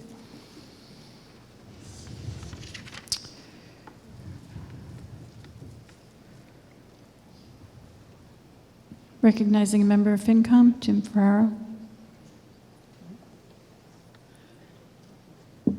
James Ferraro, 130 Phillipsbrook Road, on behalf of the minority members of the Finance Committee. As we heard from Mr. Ahern, this is a very well-intended article. Generally, we didn't deny the concept. There were a lot of questions to be asked and that remained unanswered. And part of the discussion we heard earlier, our taxes keep going up. We questioned whether it was appropriate to pass the burden on from the elderly to the other taxpayers. This trust fund is currently funded with voluntary contributions. By making a home rule petition and funding it through your taxpayer dollars, you're basically mandating that every taxpayer contribute to this fund. That will, in essence, take away assets from other programs that they may be willing to donate to, and take away financial resources from other community projects, such as your schools, your police, your fire, and any of the green projects that we're trying to accomplish around town. Again, the ultimate idea was to benefit the elderly and the disabled. However, we consider that the ultimate beneficiary is the family and heirs of the elderly recipient. There's no means to recoup the asset, the gift that we give to these people. The family and heirs will ultimately take the home free of any debt and free of any obligation to the town. We thought that there should be some mechanism to reimburse the town for its benevolence. Also, we questioned or had questions about the trust itself. The trust is not elected officials. We don't know the mechanism of how the monies are distributed, to whom they're distributed, the criteria for the distributions, and ideas along that line. And finally, one point, this sort of goes off. This is more of a personal point as opposed to speaking on behalf of the board. We heard from Mr. Ahern that when an elderly resident moves out, a family with 2.3 kids moves in.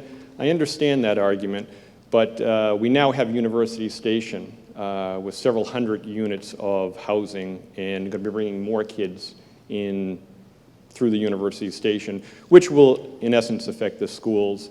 So I think one elderly resident moving out and 2.3 kids moving in is going to be just the tip of the iceberg. So for those reasons, in essence, we thought that more consideration should be given to the idea before we ask for a home rule petition and go from there. Thank you. Selectman Ahern. I think we have a kind of short memory on what we went through for the housing piece at University Station, with all due respect. There was significant mitigation built in. A payment of $2.1 million was given to the school committee right away.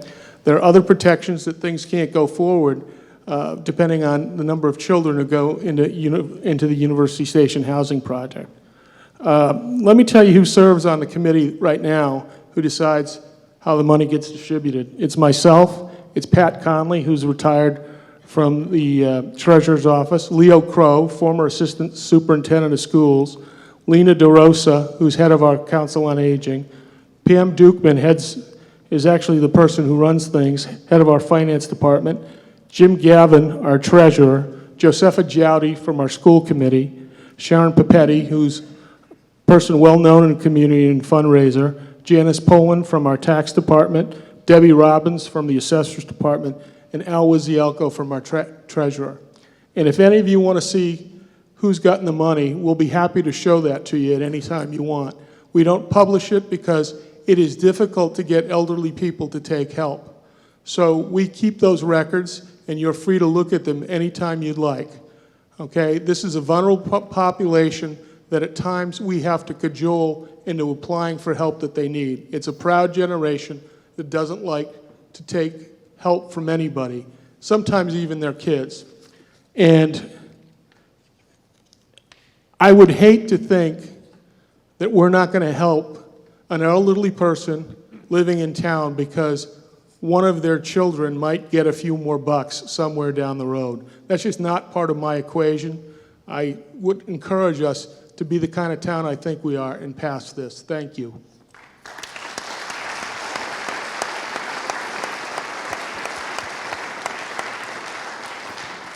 Okay.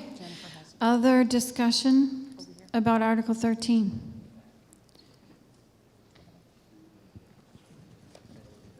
In the back row. Brian Hawk, Sexton Ave. I'm wondering did you have to turn anyone away this year due to the limitations of the amount of money that was in the fund? Because I understand that it's depleted right now, at least that's what it said in our tax bill this year. And I'm just wondering also what would happen to the volunteer side of the fund, voluntary contributions? Ms. Dukeman. We did not have to turn anyone away, but each year we give away whatever has come in donation. We give out the full amount. And so if our balance is not high, we're limited in what we can give to each individual. So what we give them every year goes up and down based on what we have. And we're looking to have home rule petition to allow the state to let town meeting appropriate some funds into that account. We would still solicit donations. We're not looking for significant dollars from town meeting, but we are looking to expand what we currently do with the account, both the number of people we reach and how much we can give them each year. Selectman Ahern. So not only is this a home rule petition, this is going to be almost an advertisement. I'd encourage all of you to give to this fund when your next tax bill comes in. Thank you. Just as a side note, I'm decided to contribute my political war chest, all $59.60 of it, to the fund. I tried to do it earlier in the year, but campaign finance rules don't let me, so I'll be doing it hopefully this week or next. Other discussion about Article 13? Yes, over here. Good evening, everyone. My name is Kevin McAvey. I'm at 169 Burgess. I actually just moved in a few months ago, so it's really great to see this process in action. I have a question, and it might be a point of clarification for this article.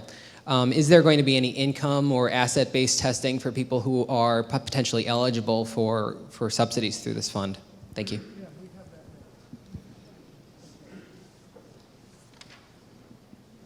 Selectman Hyde. We do have such criteria in place now, and they will continue to be in place should this home rule petition go into effect and get funded. So yes, asset-based, income-based are part of the evaluation criteria. Other discussion about Article 13?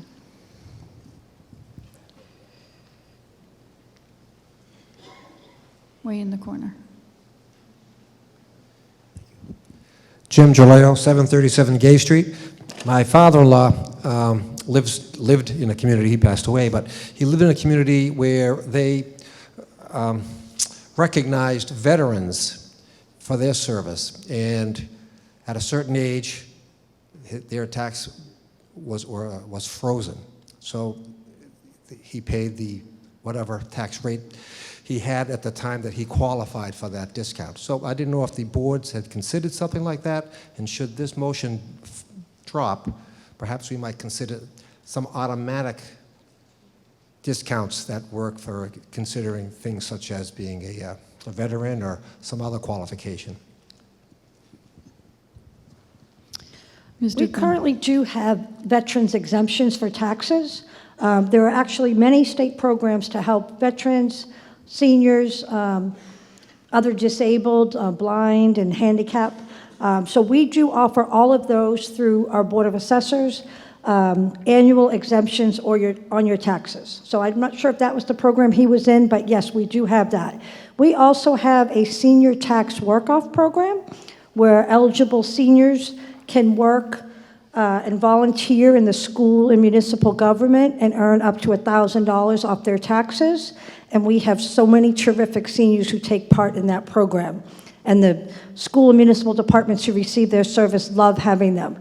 Veterans are also eligible for that program. So those are other ways to, some tools that we have to help that population with their tax bills. Yes. We need a microphone.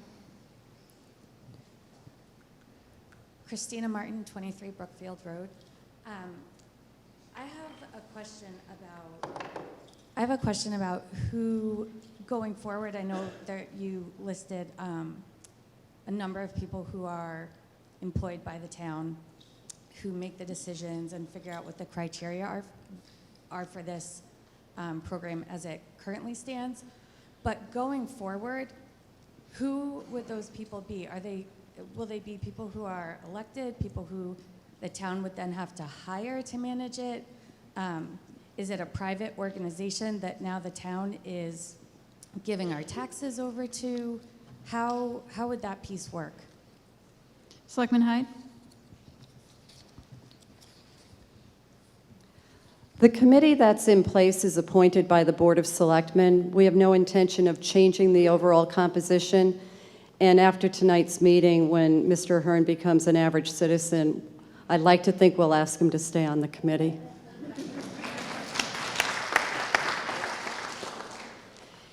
Yes, here.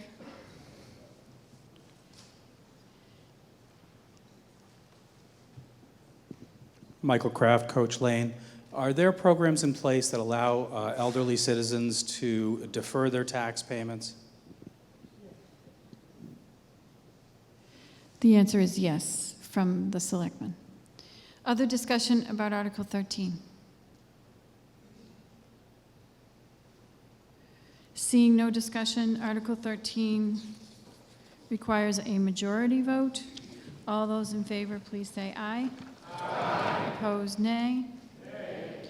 It is a majority vote in favor of approval of Article 13. Article 14, to see if the town will vote to increase the local room occupancy excise tax,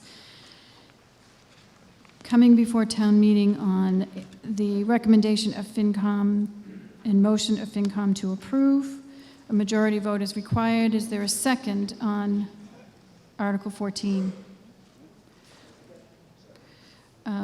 Is there discussion about Article 14?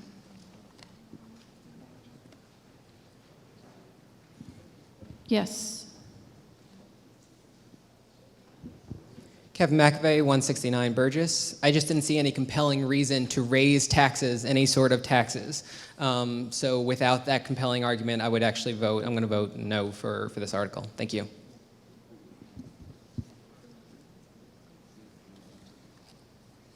Chairman Walsh. Presently, we are the only town in this area that has not raised it from 4 to 6%. And part of that is we have very little hotel space right now, but we are expecting a new hotel down at University Station. So we felt now was the time to enact it to increase the profit to the town, if you will, the income to the town, as we did with the meals tax, which has started to bring in income from University Station. So that's why it's before you tonight. We are the only town in this area that is at 4%. We're looking to raise it to the state cap of 6%. Further discussion about Article 14.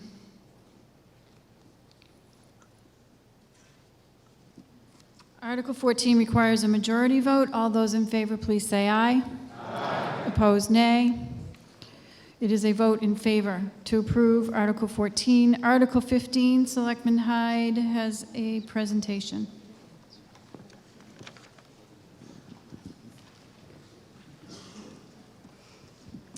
Good evening. I've been actually looking forward to this article tonight, so I'm glad we're finally here at 9 o'clock. It's my pleasure tonight as a member of the Board of Selectmen to give you an update on our work being done for the proposed police headquarters. I'm Nancy Hyde, again at 15 Martingale Lane.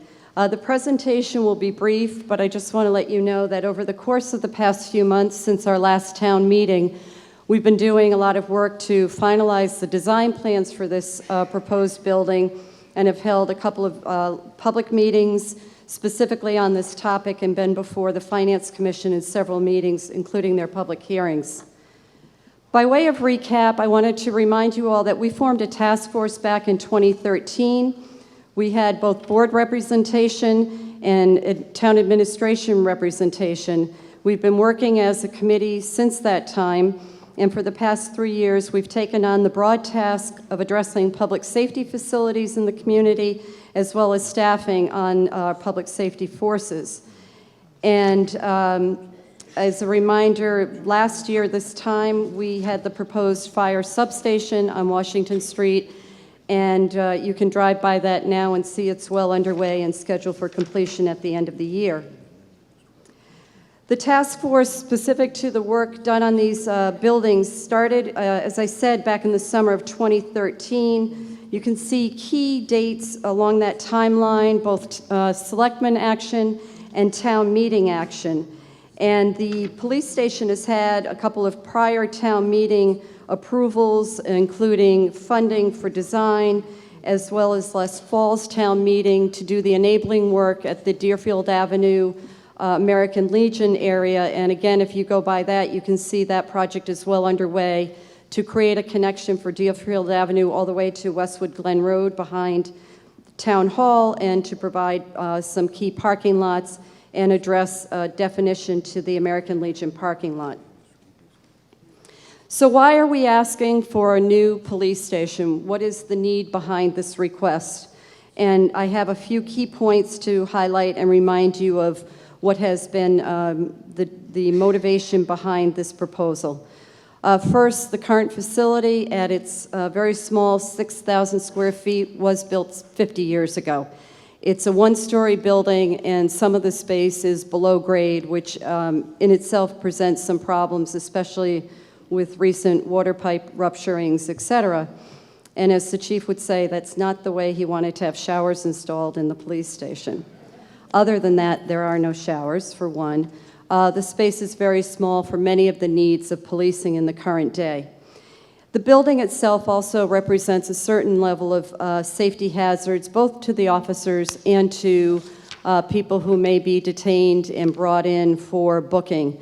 The space that's done in is extremely tight and really does not provide safe distance as an example of one of the hazards. The building also fails to meet regulatory and code requirements, and annually we need to get waivers, and that does subject the town to potential liability, which we would like to eliminate going forward. Other deficiencies in the facility include the fact that it was never designed for a diverse workforce. We are moving towards both men and women on the force. We now have that, not sufficiently enough women, but we are moving towards more, and we need a building that can accommodate both genders. We have a facility that lacks adequate space for storage of evidence, confidentiality of conversations, housing of detainees, both men, women, or adolescents. It is a very tight quarters and does not do any of this particularly well. It's also inadequate and unsuitable space in terms of locker rooms, and as I mentioned, not having shower facilities. And in the day of a life of a police officer, that does become necessary at times, depending on what they've encountered out in the field. And lastly, as one of the highlights, we do not in town have an emergency operations center. These are usually found within police stations or fire stations, or when those stations are combined. And those are important for major events that occur in the town, such as hurricanes, blizzards, you name it, we do have them. And those centers become a central place of operation to determine how to keep the town safe, how to address power outages, et cetera. Our public safety force, our DPW, our town administrator all make very important decisions and need a place to execute those from.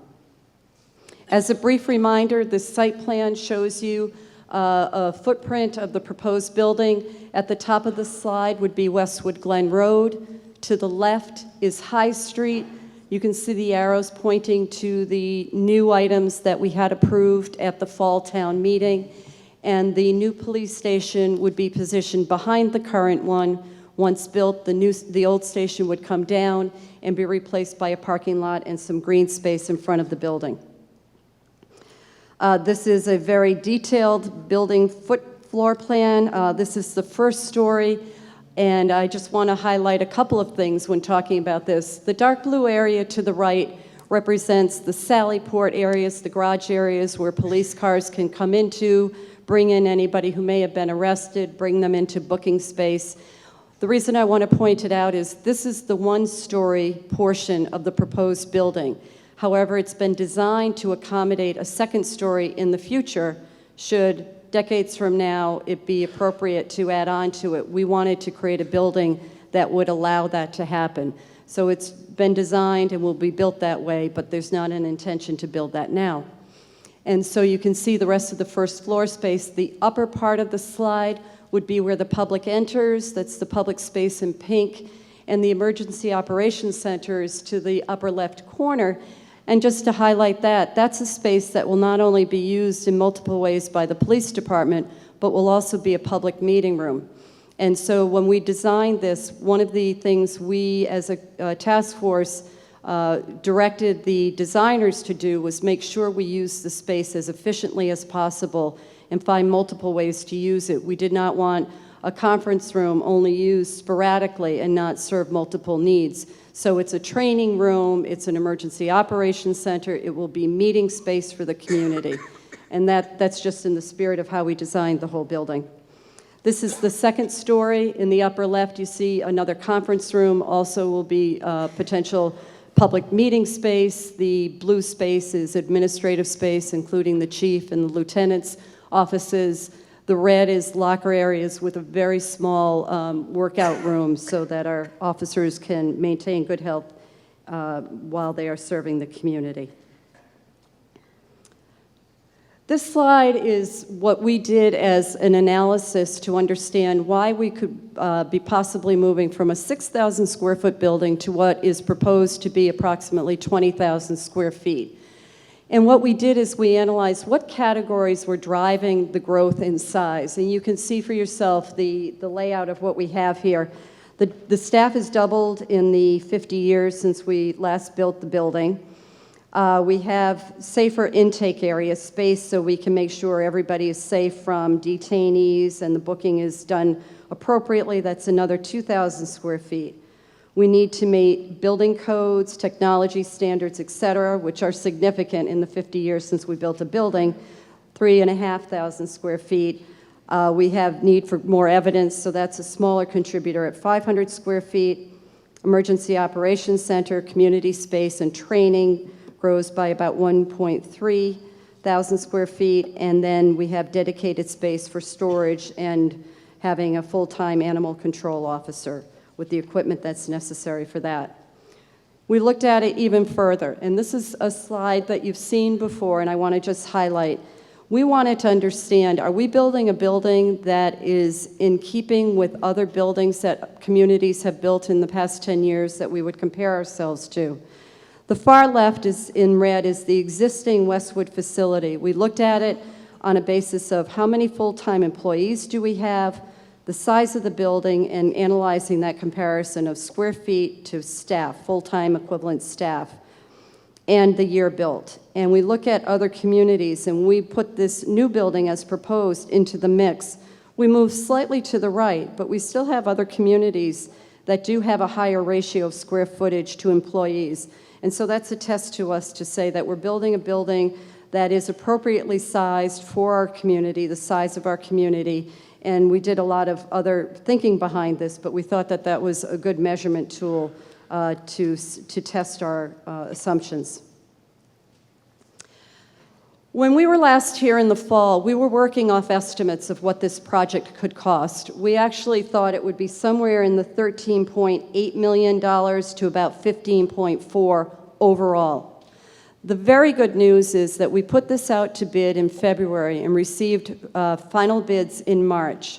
When all was said and done, the low bid from a very good contractor was below our low estimate. And as I said at FinCom, I'll say it again, it was below our low estimate. So we not only have a final bid, it's below what we estimated, and we're very pleased with the contractor. And should we have a positive vote tonight, we will award that contract in short order. So this shows you the whole building project. The bids addressed the construction line item. Some of these other amounts we have already spent over time, including design, consultant fees, etc. So this is the whole package, and why with this borrowing article in the Finance Commission's discussion, they refer to the $13.2 million. We anticipate borrowing anywhere from between a 20-year bond to a 30-year bond. That's something our town treasurer, Jim Gavin, will look at in consultation with our bond counsel and Pam Dukeman and our town administrator, Mike Gillette. It will come before the Board of Selectmen to approve, but we, with the low bid package that we received, are comfortable at either borrowing as low as 20 years or as high for 30 years. This is within our allocated budget for debt service monies that we have set aside this year. So we are in very good shape for the borrowing of this money for the project. So just to sum up, why now? Again, the building is about a third of the size of the next smallest station, and this is a building we built 50 years ago. It will take into account all the changes in policing, the size of the workforce, and all the things that have occurred over the past 50 years. And in conclusion, it can be funded and paid for within the constraints of Proposition 2.5, so no override is required. This is the picture of the design of the building. Some of you may have seen it before. We designed it to complement Town Hall that it will reside next to. We're very pleased with this design and hope that you are too. And I just want to conclude with a few thank yous to the police chief and his force, our consultants, and the task force. They've all done a tremendous amount of work, and we greatly appreciate the unanimous vote that has been provided to town meeting floor by the Finance Commission. And in conclusion, I respectfully request that you support Article 15. Thank you.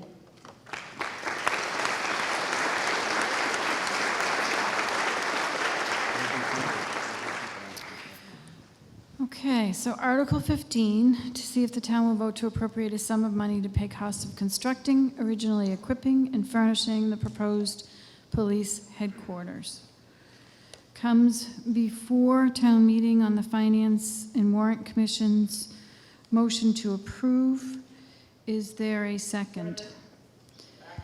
This does require a 2/3 vote. Is there discussion about Article 15?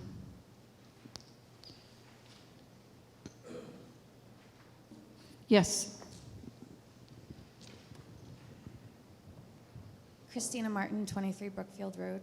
Can you, just to give this project context, can anyone tell us the prices or the expenses for example, the high school, the library, the fire station, the big projects that the town has done?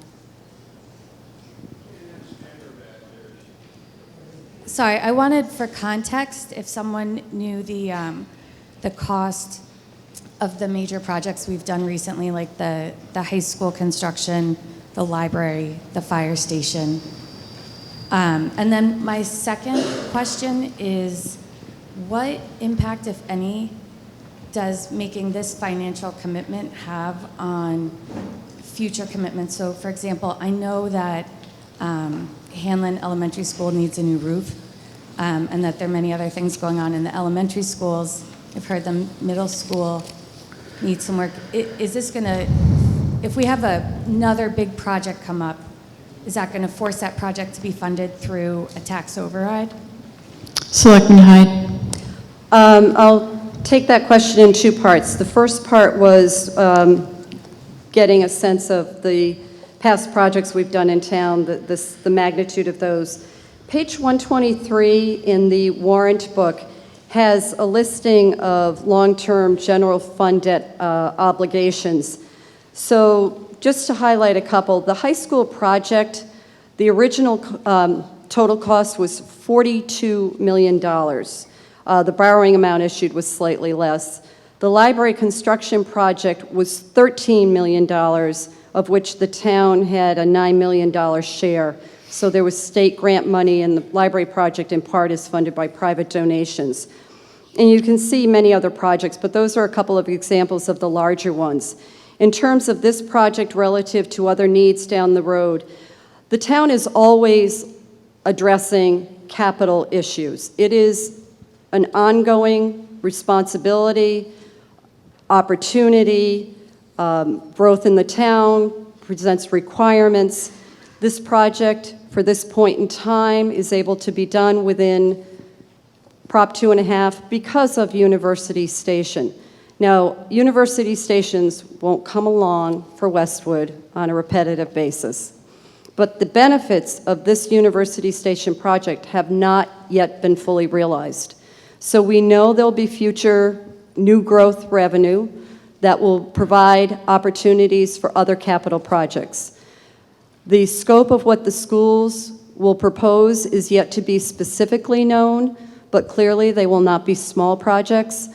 In part, we think there'll be some funding that will be available from new growth, new additional growth from University Station.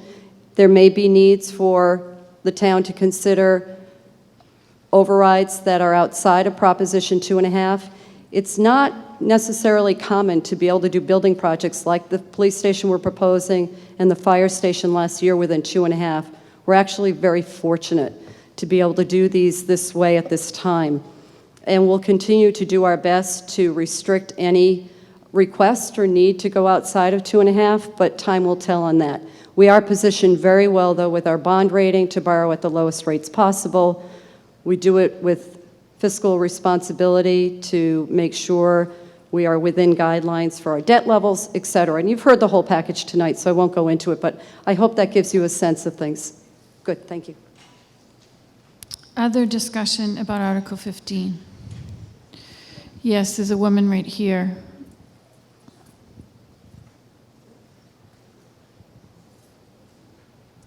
Margaret Driscoll, Deerfield Ave, Westwood. How many of our projects have been over budget of the last, say, 5 years or last 14 years? How many have come in on budget?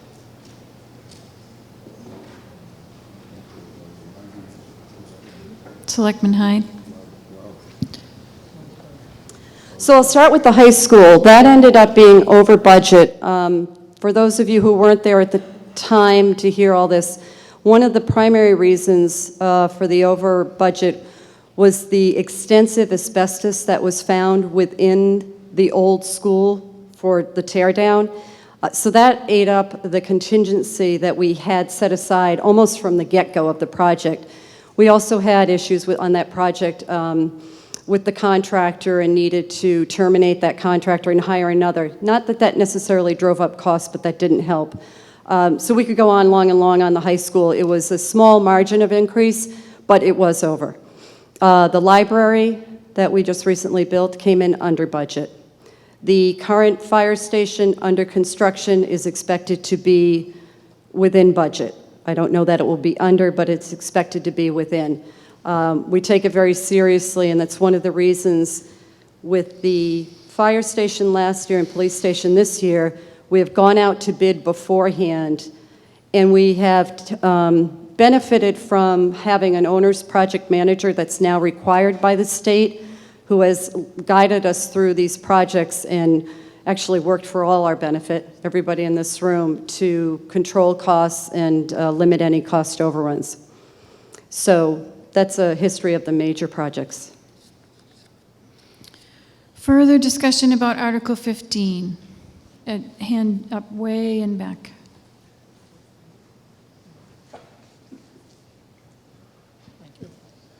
Hi, Paul Kelly, 107 Willard Circle.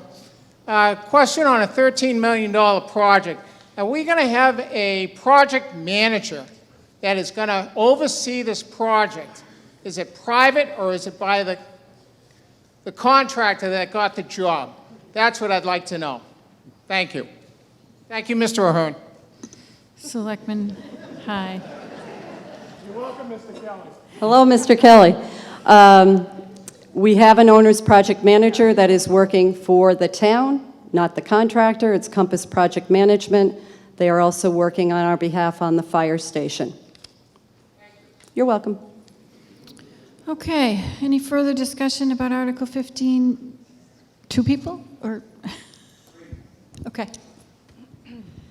Hi, Claire Galkowski, 320 Dover Road. I have a question about the operating costs once the building is built, as well as the fire station. It seems that when we build large new facilities, we end up with additional operating costs that are ongoing, especially for higher energy costs. I'm thinking really about the library. Has that been incorporated into projections for future operating costs?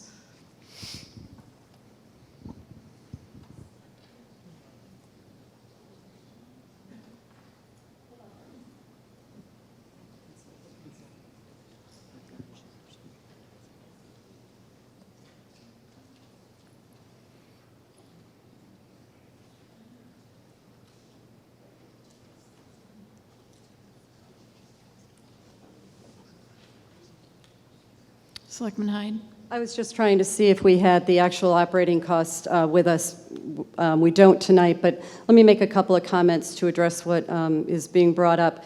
We have designed the building with 33% energy efficiency designed into the building, which exceeds the building code requirements, not by 33%, but at 33% is in excess of the stretch code requirements that this town meeting adopted a few years ago, so that's even above what state code requirements are. Most certainly, a 20,000 square foot building will have higher operating costs than a 6,000 square foot building. So we will have to bring that into our operating budgets. And that's, you know, we forecast growth in that, and we know that bigger buildings by size have more, but we're building them more efficiently. I know that there are issues that you're referring to with the library, and improvements have already been made upon some of the design to improve the operating costs of the library. It's a longer discussion than I think we have for a town meeting tonight, but we do take it very seriously to well-designed buildings, and hope that we do it in a way that takes into consideration measures that we can do to save money. There are often discussions about going even further with our energy savings, and we did a cost analysis and look at payback periods. So we've designed a building that we determined met standards for payback, where you get enough money back in a foreseeable future to justify the capital expenditure. And we do all that trying to measure how much are we asking the public to support in the cost of a building. So we try to balance those things, and what you see tonight is the balance we've achieved. Okay, other comments? Yes. Hi, Vicki McCready's 340 Manhattan Street. I'm just trying to understand how this project impacts our overall debt, because it's financed by a bond over 20 or 30 years. And reading on page 122, it looks like our debt right now is at about 39 million. So what is the total impact of this project, more or less? Ms. Dukeman?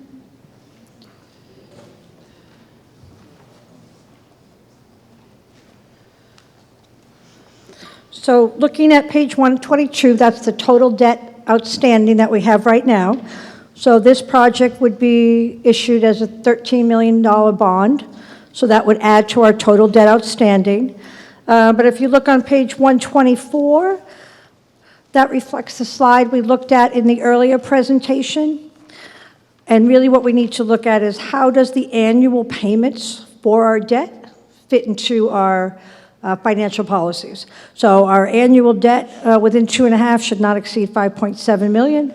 Our actual right now is down at 2.3 million. Bringing on the debt service each year for this project still keeps us well under 3 million, about half of what our debt should be. So we carry a very low capacity right now, a very low debt level for a town our size, and have the capacity to bring on additional debt and stay within all of our limits and financial guidelines. Other comments, questions on Article 15? Yes.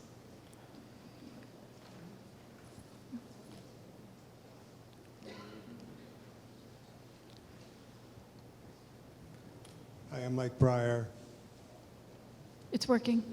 It's working. Mike Breyer, 43 Dover Terrace. I've been looking at the Westwood Senior Center for 7 years, and it's freezing in the winter, and it's hot in the summer, and the people who work there are oftentimes miserable because of it. And they're wasting probably around $10,000 a year in energy costs. And I just wonder, like, what could we do to help them? And why can't we do something about that before we embark on a big project like this, which it could have the same problems? I mean, we don't even know. I would like to see this problem solved with the senior center.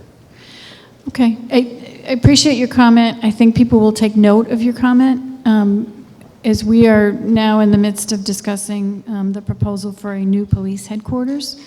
Are there any other comments directly on point? Yes, Mr. Montgomery.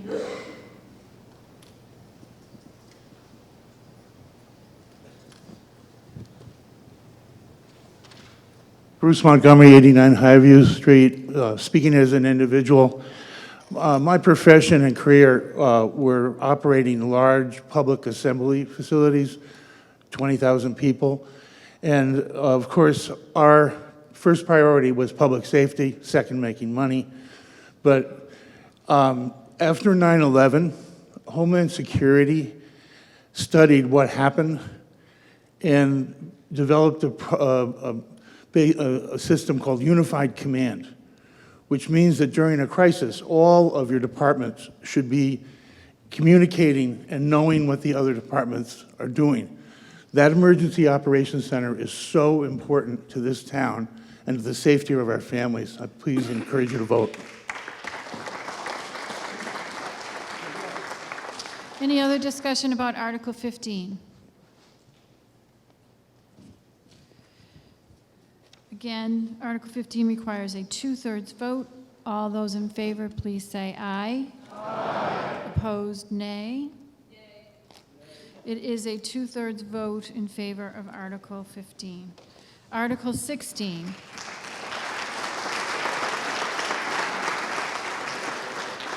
To see if the town will vote to accept as town ways the streets listed below. Blue Hill Drive from Leah Road to Whitewood Road. Coming on the Finance and Warrant Commission's motion to approve. Is there a second? This requires a 2/3 vote. Is there any discussion about Article 16?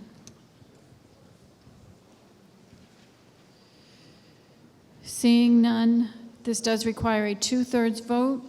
All those in favor say aye. Opposed, nay. It is a 2/3 vote to approve Article 16. Article 17, to see if the town will vote to authorize the Board of Selectmen to apply for and accept state funds to be received as reimbursement for road improvements and deposit said funds into the town's road improvement account. Coming before town meeting on the Finance and Warrant Commission's motion to approve. Is there a second? This requires a 2/3 vote. Is there discussion about Article 17?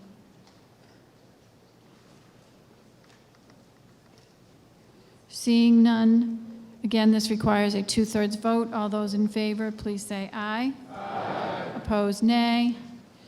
It is a 2/3 vote to approve Article 17.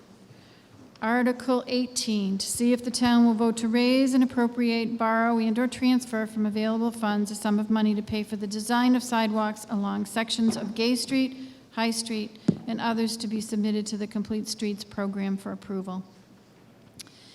Coming on the Finance and Warrant Commission's motion to approve, is there a second? This requires a 2/3 vote. Is there any discussion about Article 18?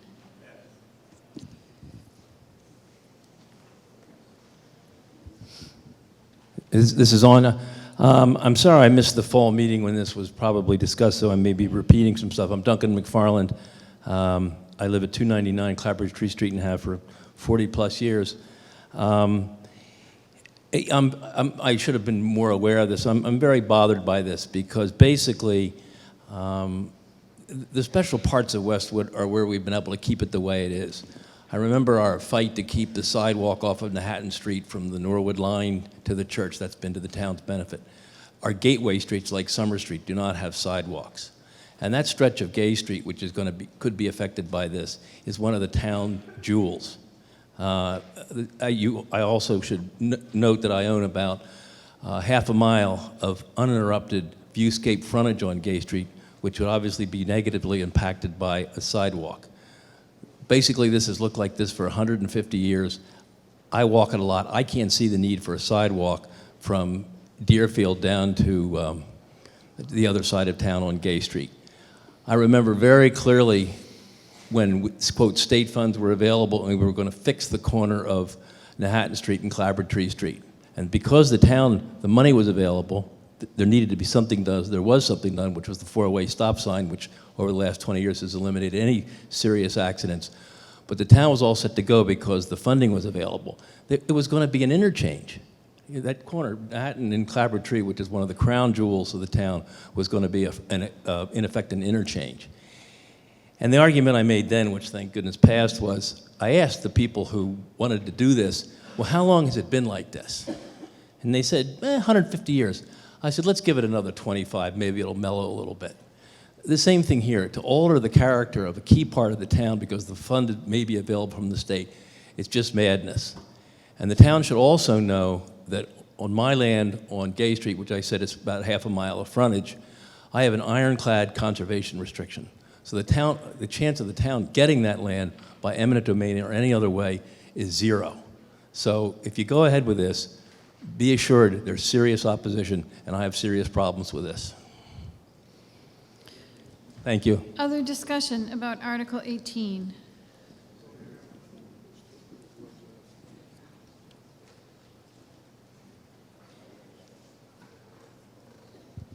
My name is Charles Donahue, and I live on Gay Street, the jewel that was just referred to here. I support this very strongly because I don't see anybody. I see joggers going down there getting hit by cars and trucks, and there are no kids. And I'd just like to have the citizens of Westwood enjoy the town jewel and be able to walk down the street and enjoy that part of the town.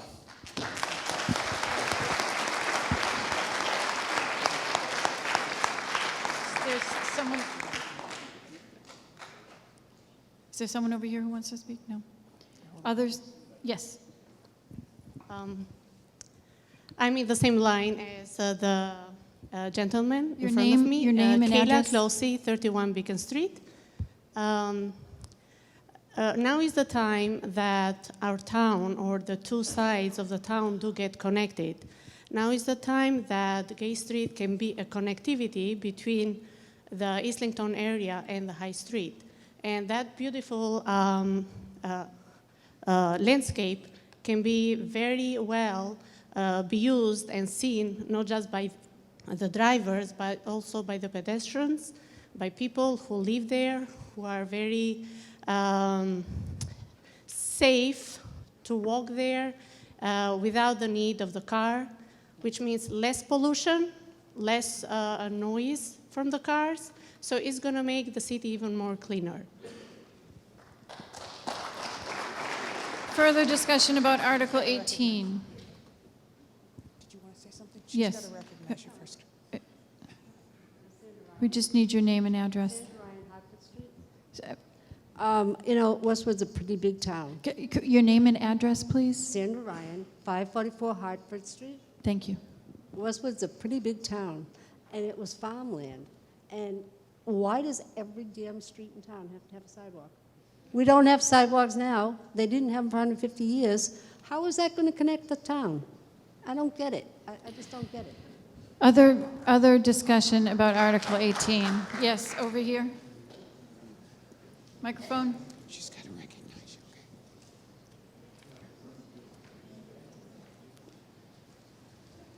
okay? Michael Kraft, 30 Coach Lane. I'm also a member of the Pedestrian and Bicycle Safety Committee in town.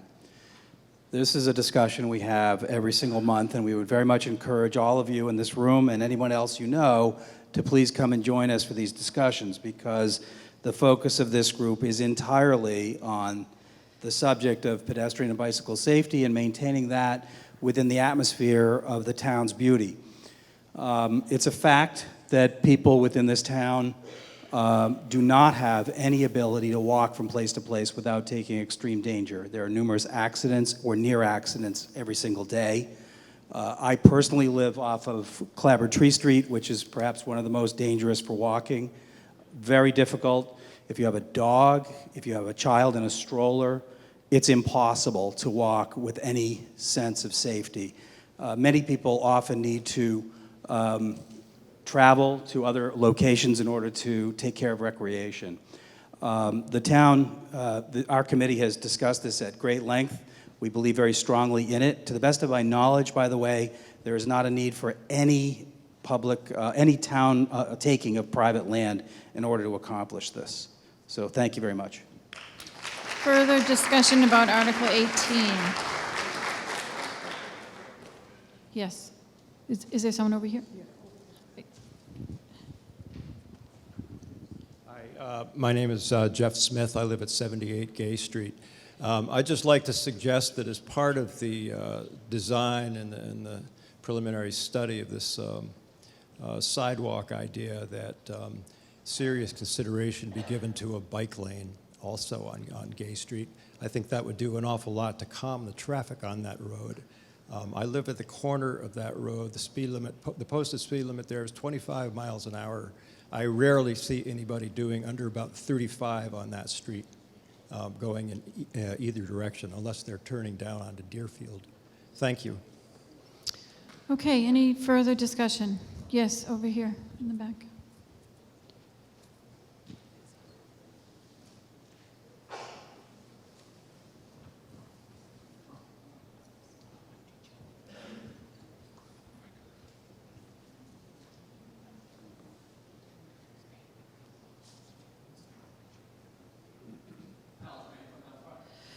Quickly, please.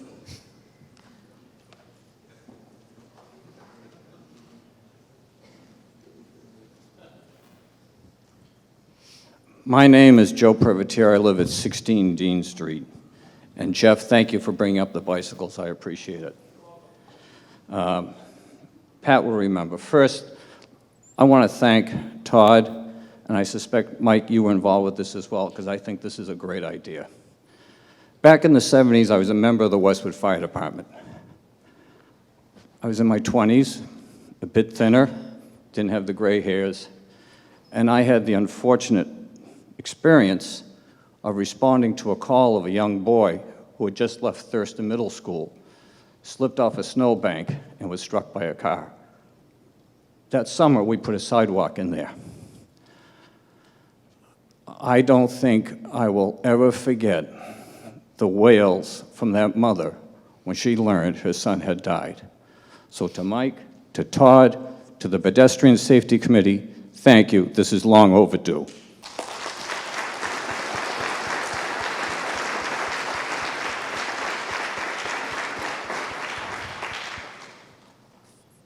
Yes, in front here.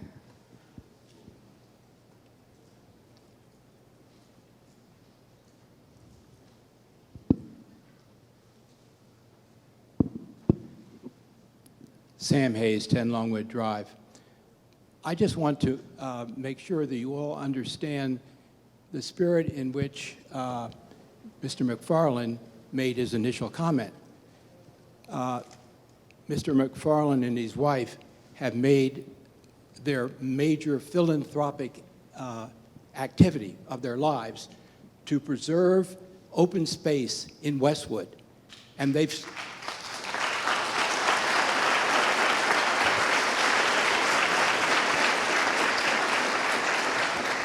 they have personally expended millions of dollars in the purchase and then conservation status for open land. So when he has made this input, you should not see it as something in which it's for his own personal benefit. It is to sustain what he has done over a period of about 25 years. And so I think that in that spirit, we should not immediately jump to the conclusion, well, of course, a sidewalk is good. It's better to have a sidewalk than not have the sidewalk. These are open fields, and they will remain as open fields, and they will enhance the overall living experience that we have in Westwood. So I think that on Gay Street, that we ought to be sensitive to the purpose by which those have been retained, sustained as open fields, and try, if possible, to make an accommodation which doesn't interfere with that sense of rural openness.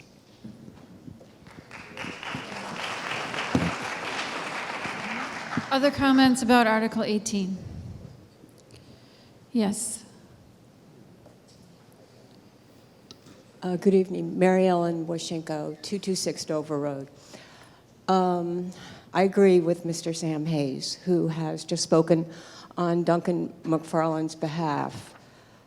I know that Duncan McFarland has enhanced the beauty of Westwood for all of us, for his lifetime here in our town. And many of us there are many in the room who probably don't understand and don't know the benefits that we have from preserving the pieces of property on these jewels of the roads that we have. Is there, out of respect to Duncan McFarland, and to also comment on Sam Hayes's thoughts on this process, is there something that we can do tonight to revisit this proposal for this article? And can we revisit it? It would be my suggestion, if I can propose that for our town meeting tonight. Thank you.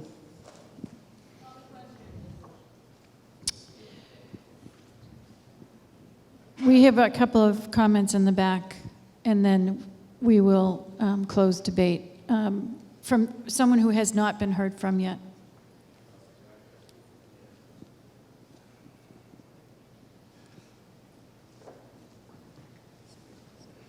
How are you? My name is Todd Korchin, Director of Public Works, and this is, on a side note, the first time I've actually had to stand at this podium, so I'm a little excited, nervous, a little bit of everything. But that being said, I just wanted to clarify, this article is very important. What this is going to do is allow for us to fund the design and survey for the High Street portion that we were referring to in regards to a sidewalk installation.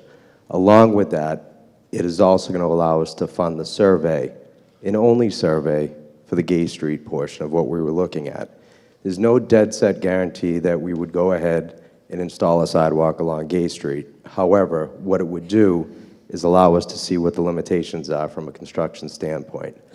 That being said, our priority with this Complete Streets project will be to look at the survey and actually design the stretch along High Street that we've been very concerned with, which heads westbound.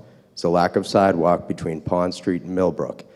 If we can survey and design that, we can then apply for funding, 100% construction funding, to get that stretch of sidewalk completed.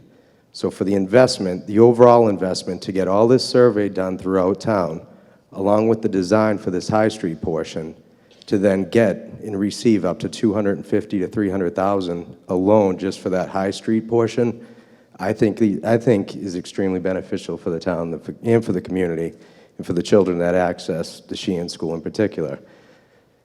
We will be able to apply for up to $400,000 from the state. So assuming that we apply for the money to the state and we do receive construction money for the stretch along High Street, there's still going to be a balance of about $100,000 that we can still apply for. Now, we can apply for sidewalk improvements throughout town. We can look at advanced signage, some traffic markings, some various things. It is time sensitive, so I'm sorry, I forget your name, the beautiful lady that just spoke before, right up there. It is time sensitive in a sense that, yes, we'd like to move forward with this. Again, survey only on Gay Street. At least have that in the back of our minds so we can then present that, Mr. McFarland, with respect to you and all that you've done for the community. Me more than anyone appreciates it, and then some. But we can at least sit and have a conversation and say, okay, well, here's where the survey is. This is what we're looking at. Not, yeah, we're going to come ahead and just put a sidewalk. And that's not how I operate. And for the time that I run this department, we'll operate that same way. I don't just jump the gun and do something. So that being said, I really do feel strongly about this. Again, please keep in mind before you vote that it is strictly survey on Gay Street, design and survey, which is the big one that we're going for this construction money on High Street. Thank you. Okay. With that, we're going to vote. This is a 2/3 vote required. All those in favor, please say aye. Aye. Opposed, nay. It is a 2/3 vote in favor to approve Article 18. Article 19, to see if the town will vote to amend the code of the town of Westwood by adding a new section entitled Unattended Donation Container, and by renumbering subsequent sections. This comes on the Finance and Warrant Commission's motion to approve. Is there a second? Second. This requires a 2/3 vote. Is there any discussion about Article 19?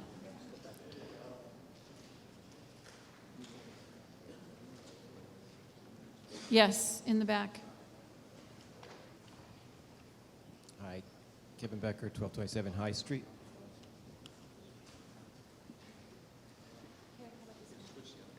Thank you. Kevin Becker, 1227 High Street. I just, a couple of questions for clarification. I just had one of these UDCs appear very close to the end of my driveway. And so I'm curious about the part that talks about non-conforming UDC legally erected prior to the adoption of the provision.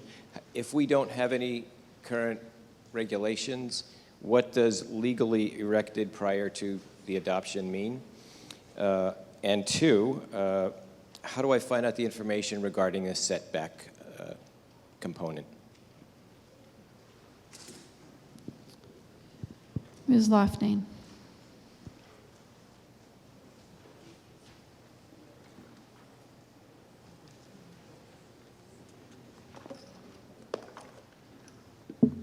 Currently, donation containers are not regulated under their own bylaw. We do have provisions under the zoning bylaw for commercial properties that install them. Any commercial property is not permitted to alter the exterior of their property or their site without coming to the planning department and receiving either a planning board approval or administrative approval. So I'd be happy to look into the one that's appeared near your house. There has been no recent approval of any commercial property having a donation bin. There have been many bins that have appeared over the years. We've been working on creating a bylaw to address them, and we didn't take steps to enforce them up until now.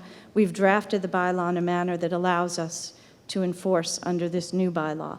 If this is approved, the town will have the ability to review all donation containers, to license them through the selectman's office.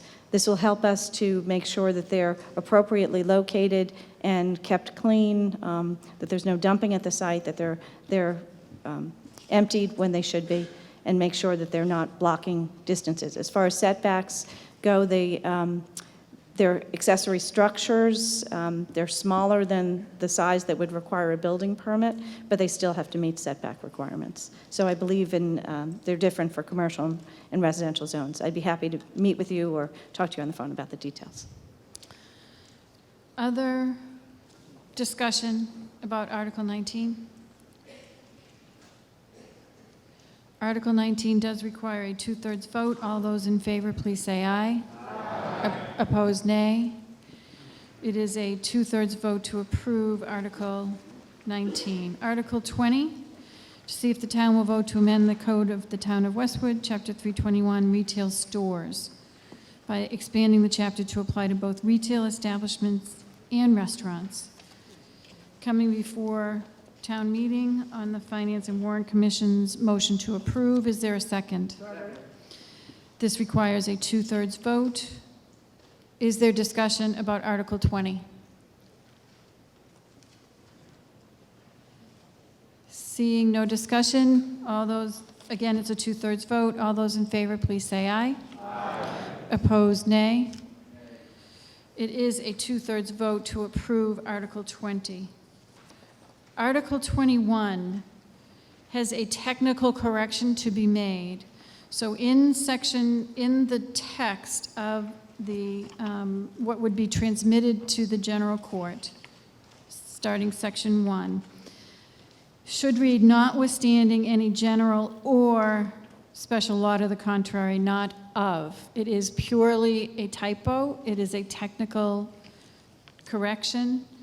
And so that technical correction will be made here on town meeting floor, will be made as well to the Finance and Warrant Commission's recommendation. Coming before you on the Finance and Warrant Commission's recommendation to approve, requiring a majority vote. Is there a second? Second. Is there discussion about Article 21? Seeing none, all those in favor, please say aye. Aye. Opposed, nay. Article 21 is approved.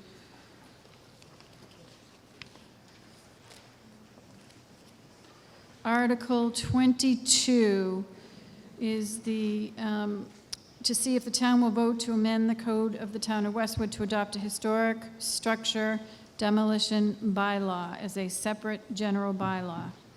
Comes before town meeting on the Finance and Warrant Commission's recommendation to approve. I got it. I'm on it. Don't worry. A 2/3 vote is required. Is there a second before we have discussion and a presentation? There will be a very quick presentation by Peter Parabolis. Hello, my name is Peter Paravolos. I live at 80 Edgewood Road here in Westwood, and I am the chairman of the Westwood Historical Commission. I'm going to run through this quickly. I'm going to touch on some of the items included as part of the demolition article that we have on hand. You should have received a handout when you came in on Article 22 that kind of goes through the whole process. It shows a map of the state, all the cities and towns that actually have the demolition bylaw in place, a listing of the properties in town that are considered historic and are on the list, a flow chart of how the bylaw works, and the last page is question and answer page. So I'm going to kind of run through this fairly quickly. I try to put as many historic properties that we could fit on the screen so everyone gets an idea of what they're basically looking at. These are the most prominent that you would see on a daily basis driving through Westwood. Again, the purpose of the bylaw is to maintain the historic character of our town, the look and feel. This would be for properties that are built on or before December 31st, 1910. Anything after that date, January 1st, 1911 and on, would not be subject to this bylaw. We have roughly 5,100 properties in town. Of those, there's about 212 that are considered historic, which are on that list in the handouts that you have. Just showing you Massachusetts and Westwood. You can see we're surrounded by green. Those would be the towns that actually have the bylaw in place. The average bylaw waiting period is 8 months in the Commonwealth. And that basically works where it's an 8-month period that's handed out after a decision is rendered by the Historical Commission. In Westwood, we're looking at a 6-month waiting period, and this would actually start at the point at which the application is filed.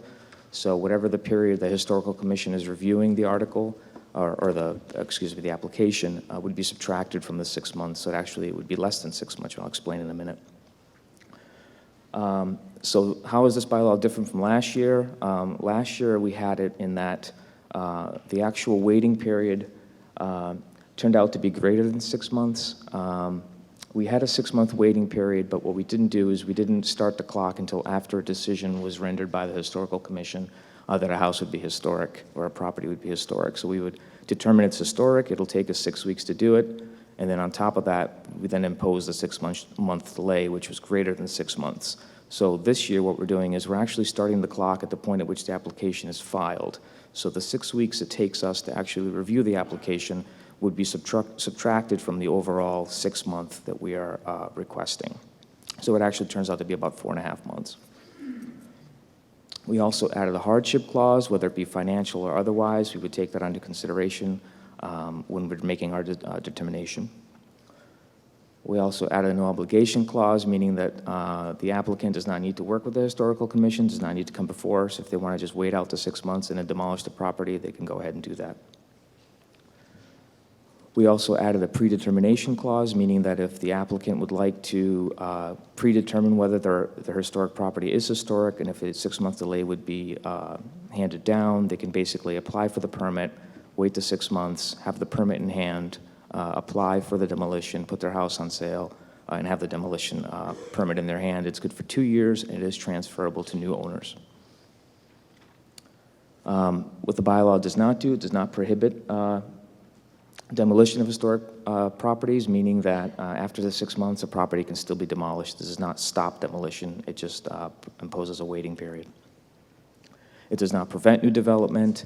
Typically, new development, there is a period of planning. That you have to go before boards, working back and forth with homeowners to get designs together. This time period would fall within that same time period. This does not apply to any sort of maintenance, or if you want to gut the interior of a historic home, It doesn't apply to paint, windows. It's just a demolition of the structure. The bylaw will notify abutters of the demolition. Currently, this is not in place. Somebody can just come in, purchase a property, demolish it, and none of the neighbors would know that this is happening. This would provide for that mechanism.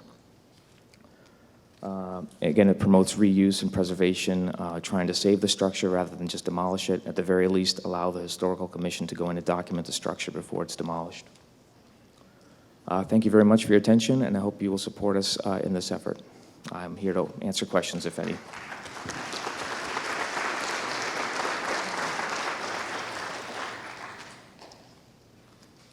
Discussion about Article 22.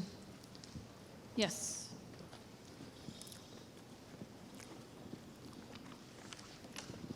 Hi, my name is Marguerite Grant. I live at 195 Washington Street, and I ask you to vote in opposition to this bylaw for 2 reasons. First, it is vaguely written, and second, it is unfair. If you look at the bylaw itself and not the handout, You look at page 36 of your booklet at the bottom.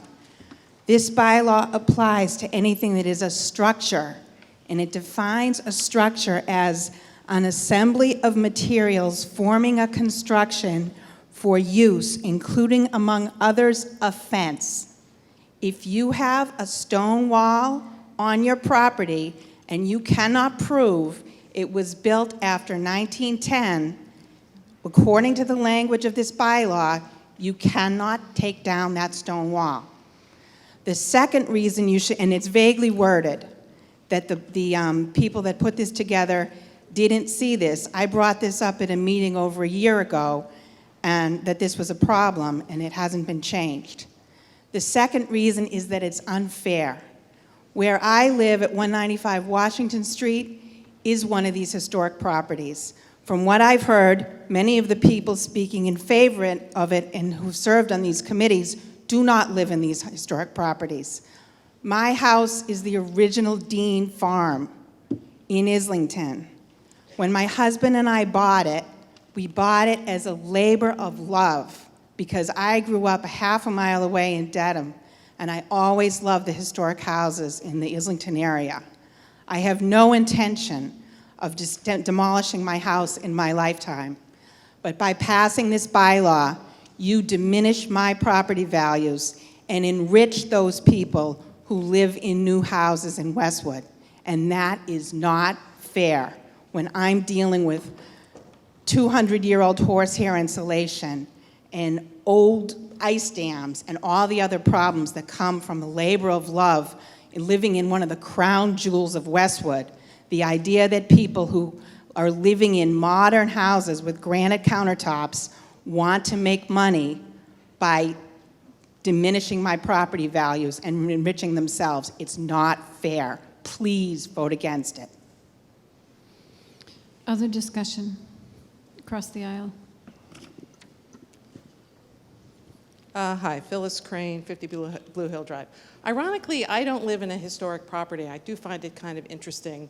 I live in an architect-designed mid-century modern house, and I find it interesting that that's not considered historically significant, but that's a discussion for another day. One of the issues I have with this is it's really over due process, and as far as I know, the Historical Commission are not elected officials, and yet they're given enforcement rights, demolition rights. And it would seem to me that that type of power should be applied by an elected official to the town, planning board, somebody like that, who the town votes on. The second issue that I have is in the process is if there's generally under this type of procedural administrative law, if there's an adverse decision to the applicant, there's an appeals process within the rules of the agency or the commission. And according to what it says in our book, if the applicant needs to appeal the decision of the Historical Commission, they have to go to the court. So essentially they now have the expense of filing a lawsuit instead of having an initial appeals process through the commission or some other type of agency. And I think that that's an undue burden to an applicant. Can I respond? Other discussion? Can I respond? Mr. Paravalos. The first question, we're actually trying to save historic homes to the young lady that spoke first. So we're actually trying to value your house higher than somebody in the newer house. We're trying to keep the houses. We're not trying to demolish the houses. So what the bylaw does is try to prevent someone from demolishing your house. If, say, something were to happen to you and somebody comes in and purchases that property and decides to put 3 or 4 of these brand new homes on it, what would happen is that the bylaw would actually prevent them, at least for 6 months, from doing that. And then we can either get the property moved or at least get it photographed for town records. That's the whole point of this article, is to preserve jewels like yours. So I don't know why you're shaking your head. That's the reason. Okay, we're just going to stick to the point here and keep Certainly. moving. So the second, we are appointed by the Board of Selectmen, so we are appointed by elected officials to represent the town interests, and we basically follow the Massachusetts Historical Commission's guidelines. The house that you are living in is in fact historic. We cannot go through and determine all these houses that are beyond the 1910. If it was up to me, the 1970s raised ranches would also be historic. It is a time period in American history. There's not very many of them that survive in the original form, but this is, 1910, it's a very long time ago for many people in this room. Also, the date stays at 1910. With the majority of these towns that you see in your handouts, the year is a rolling year, so every year the date would actually move up. This is a fixed date to try to make it as easy as possible. We're looking at about 4.5 months as opposed to the 6 months. Like we said, we turned the clock back to the beginning of the application process. The other part of your question had to do with what exactly? You mentioned, the appeals process. There's actually a hardship clause built into this. So the hardship can either be financial or otherwise, and we take that under consideration. We're not out to look for litigation. We're basically trying to preserve the character of the town and document the structures before they are demolished, because, again, this does not prevent demolition. All this does is slow the process down to give us a chance to at least get in and document the structures. What's happening now is people come in, they purchase the property, the house is demolished, and then that's the end of it. We don't even get to take a photograph of the house. So, that's the premise of the bylaws, to try to preserve what we have. If not preserve, at least document. That's all we're asking. This is very watered down. Thank you. Sorry. Thank you. Is there other discussion?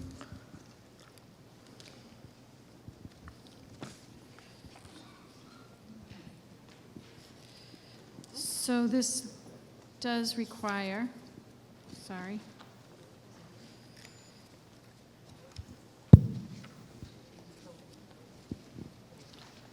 a 2/3 vote. All those in favor say aye. Aye. Opposed, nay. Nay. We'll have a standing vote, and again, so at this point, I just want to remind people who are in the visitors section that if you are a Westwood resident and you want to vote, you need to move up to a seat in front or to my right. With that, I will have a standing vote. All those in favor of approval of Article 22, please stand and raise your red placard. Are the registrars in place and ready to vote? Yes.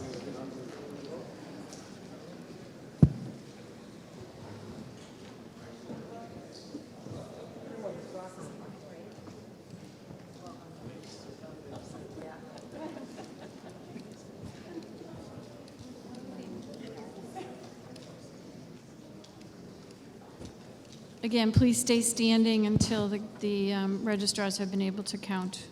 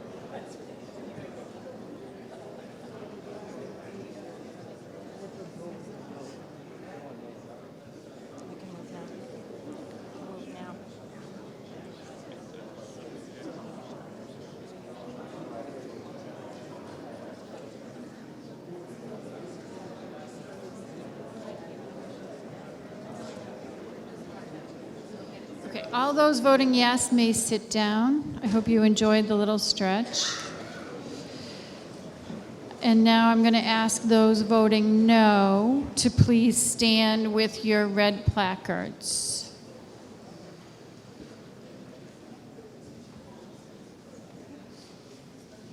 Again, this is all of those voting no. Please stand with a red placard.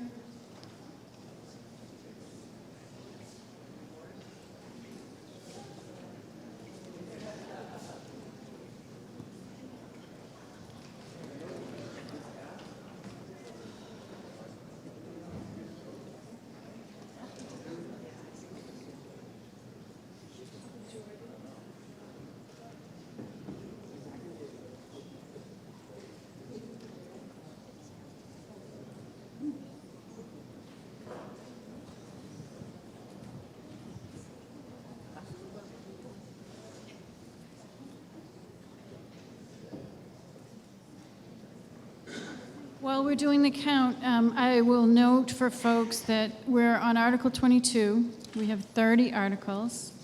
The Planning Board will be presenting an oral presentation on Articles 23 through 29, and then there's Article 30. So I think it's 10:10. I think that we can get beyond, I think we can finish this business tonight.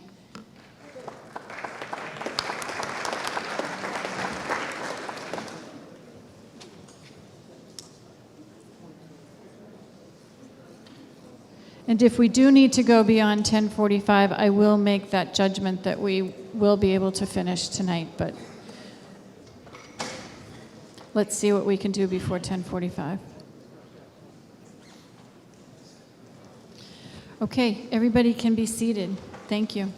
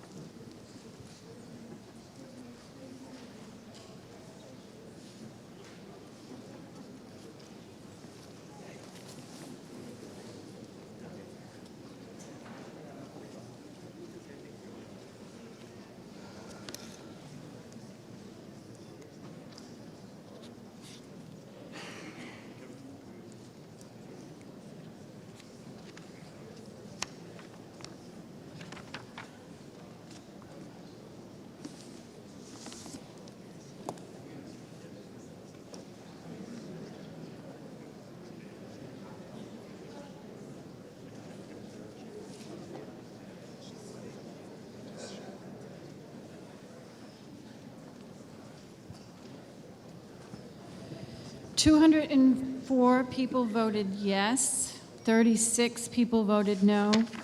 There was a two-thirds vote required. Article 22 is adopted and has met the two-thirds vote requirement. Article 23, and the Planning Board will discuss Articles 23 to 29, as is required by the bylaws.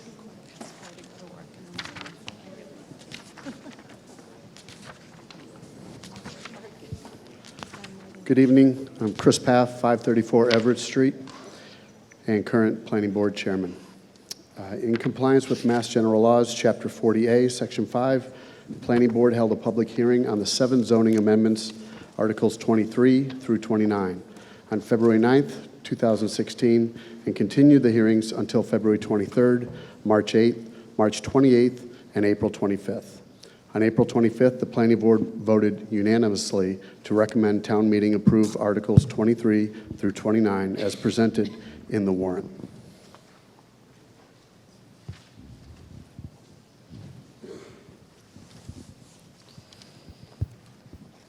Article 23, to see if the town will vote to approve certain amendments to the Westwood zoning bylaws related to Section 8.3, open space residential development. Coming on the Finance and Warrant Commission's motion to approve. Is there a second?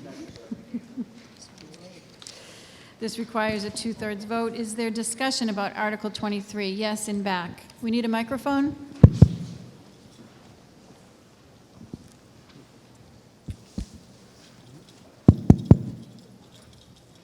Rodney Grace, 46 Pond Street.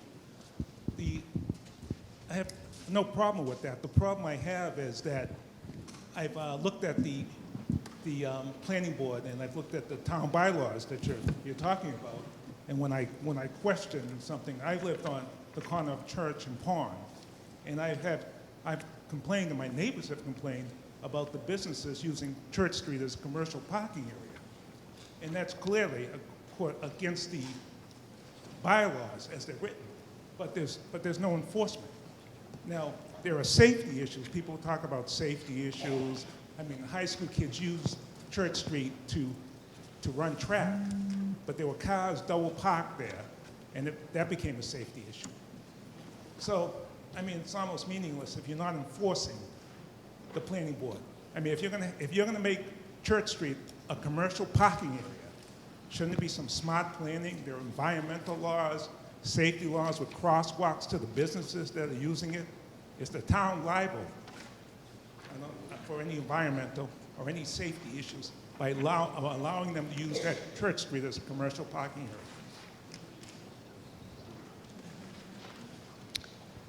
Is there any other discussion on Article 23? Yes.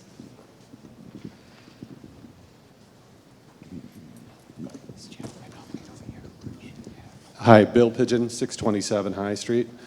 So, Article 23, it's the open space residential development that we're talking about, right? Yes. So, I know more about this than I ever hoped to, and the senior residential development bylaw as well, because myself and many of my neighbors, many of whom had their houses represented on the screen during the last presentation, have been fighting one of these senior residential developments that somebody wants to put in, basically in their backyard. They have a very long backyard, and they want to build multi-unit, multi-tenant housing in their backyard in this most historical section of Westwood, and we've been opposing it. So as part of that process, we've had to get to know the SRD regulation, or the SRD bylaw pretty well, and the open space bylaw pretty well. And we had heard some inklings last fall that there may be some changes coming, maybe even a repeal of the SRD bylaw. And we were all pretty pleased to hear that. But it looks like what has happened is far more bizarre than that. It looks like pieces of the SRD bylaw, which could not stand on its own, apparently, have been pulled out and stuck into the open space bylaw, which serves a different purpose. And I would respectfully suggest that if we're going to repeal the SRD bylaw, let's just repeal it. Let's not try to save vestiges of it in a law that was designed to cover something else. And if we are trying to save the SRD, which I would oppose, but if that's what people want to do, let's let it stand on its own. Let's amend it so people can actually figure out what is being changed. Because I've read Article 23, and I can't make heads or tails over what it's trying to accomplish or why it's trying to accomplish things the way that it's set up. So until things get a lot clearer here, I would advise people to vote against this because I don't think we know what the implications are.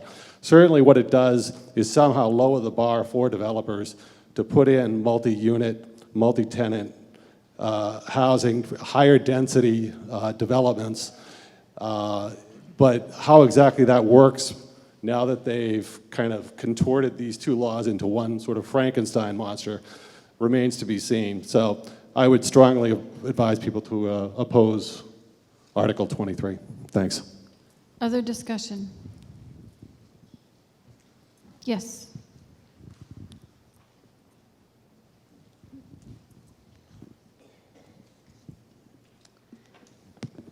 Hi, I'm Abby McKeeb, town planner. I just wanted to respond to some of the comments we just heard. This proposed amendment does propose deleting the existing SRD, the existing senior residential, but revising it by, as what just was mentioned, by incorporating some elements of that bylaw to encourage senior housing by including that in the open space residential development bylaw. For that reason, the planning board's amendment allows density bonus units to be permitted by special permit under the open space bylaw for projects that are proposing age-restricted housing for 55 and over. In addition, this bylaw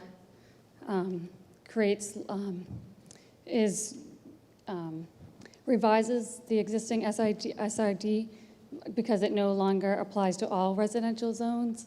It would apply to the 3 largest residential zones. That's the SRC, the SRE, and the SRB. If we have a map, I could pull that up to show you. So it would no longer apply to all residential areas.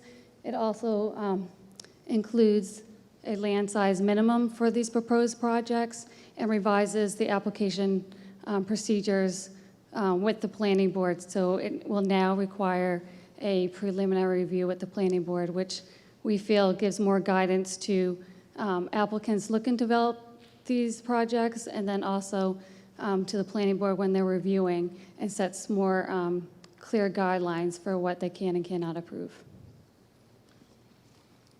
Further discussion? Yes, in the back. Thank you. For the record, my name is Edward Musto. I live at 36 Blue Hill Drive. I'd like to know from the planning board how many applications have been submitted for senior residential developments in the past 5 years?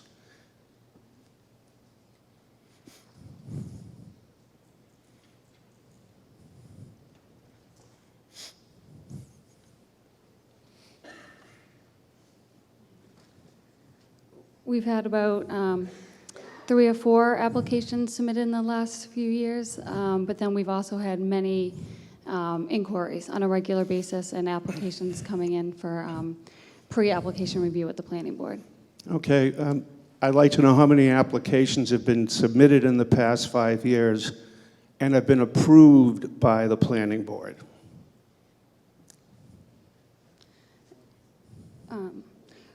We've only had 2 applications approved by the planning board, and one was yours in 2012, so that was the most recent one, and that's the only one on High Street that's been constructed in town.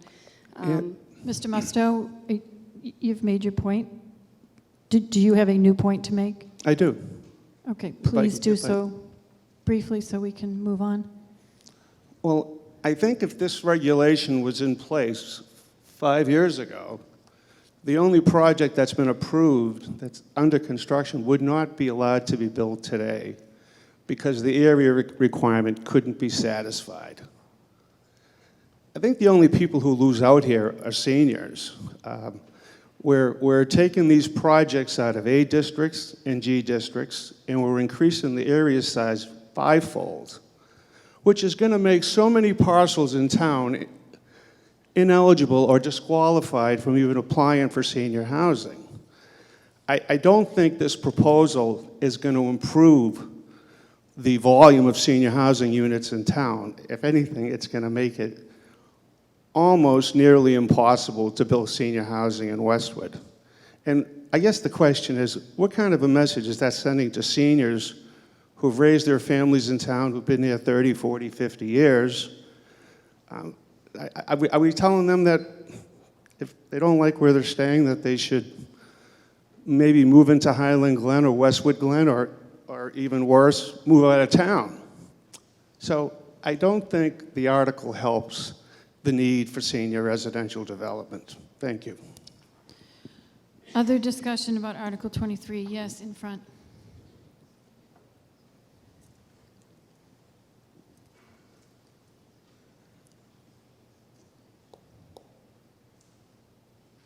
Sam Hayes again. I apologize for making another comment, but there have been a group of us who have been very much concerned about putting a high-density, multifamily construction in the middle of a 2-acre zoning part of Westwood, which is the beauty of our community. And we have fought for the last 3 years against the Rappaport proposal that was going to put a multifamily unit right in the middle of a 2-acre zoning off High Street. And it was very, very difficult. And so I think that to characterize the fact that there haven't been more proposals that have been accepted as being an indication of a lack of concern for people over 65 or 55 is totally incorrect. It's a question of where you put them. And you cannot plunk down a large multi-family construction project in the middle of a residential section and say, if you don't let me have it here, you're being discriminatory towards older people. I think that's wrong. So I'm in favor of this. Further discussion about Article 23. In the back, please. Need a microphone up and back.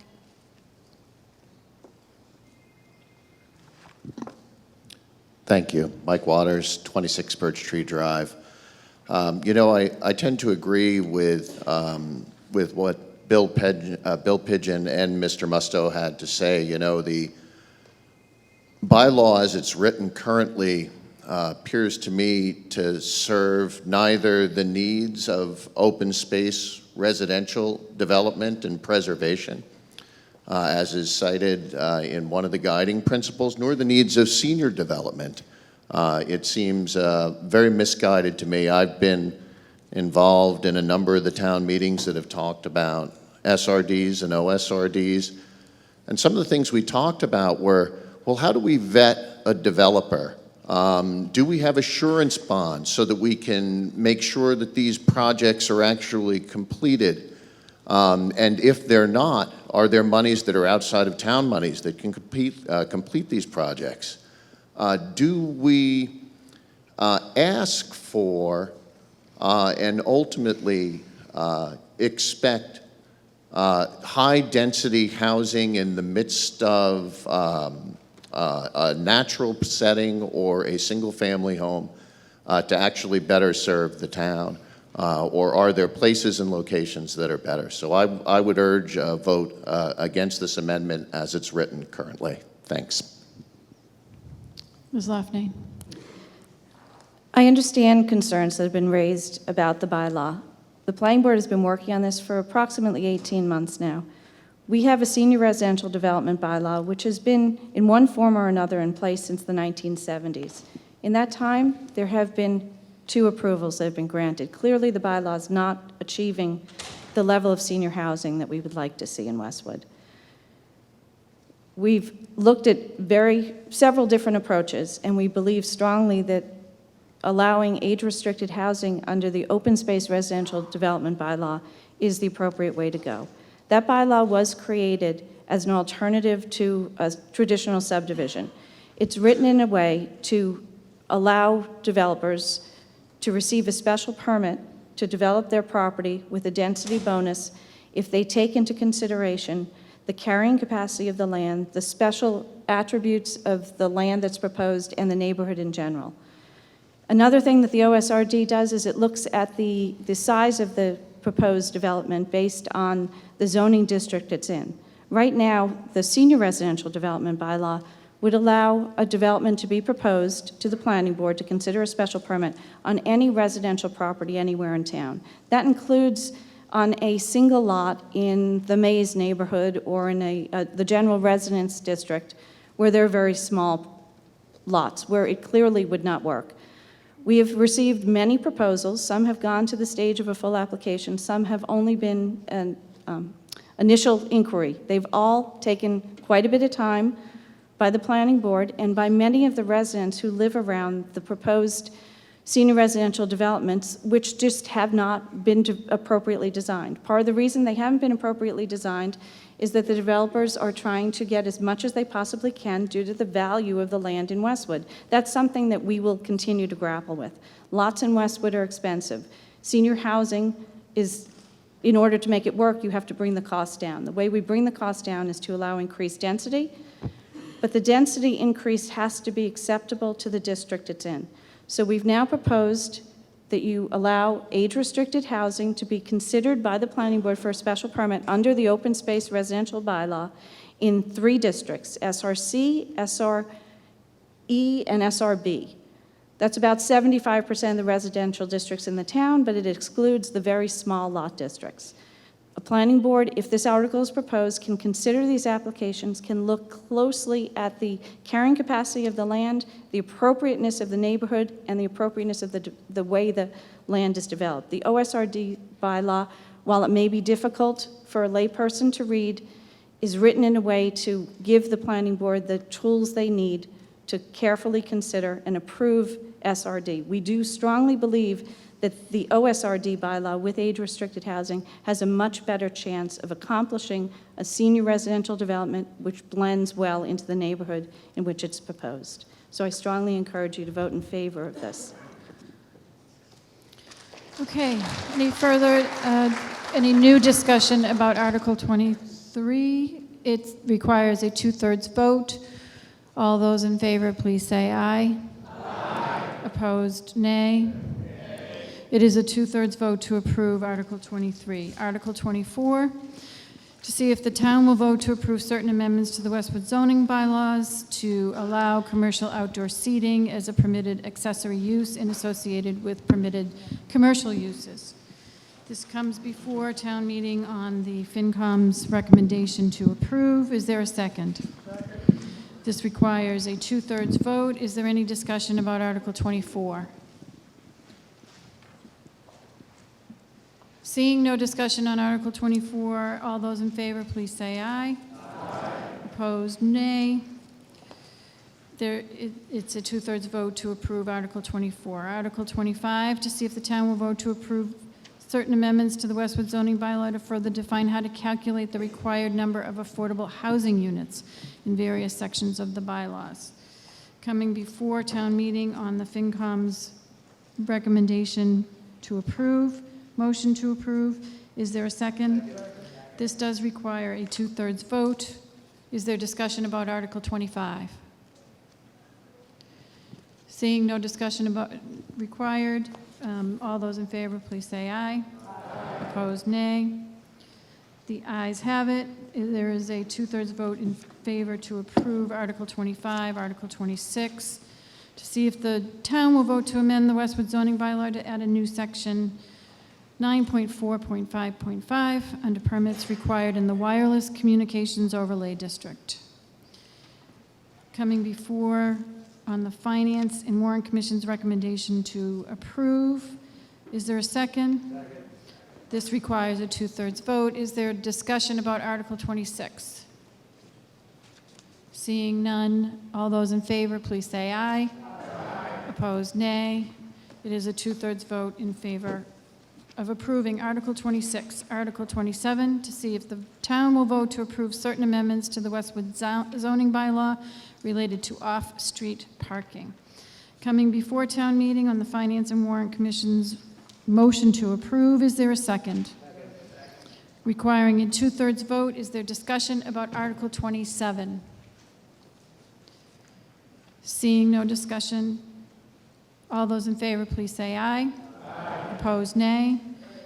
It is a 2/3 vote to approve Article 27. Article 28, to see if the town will vote to approve certain housekeeping amendments to various sections of the Westwood zoning bylaw and official zoning map.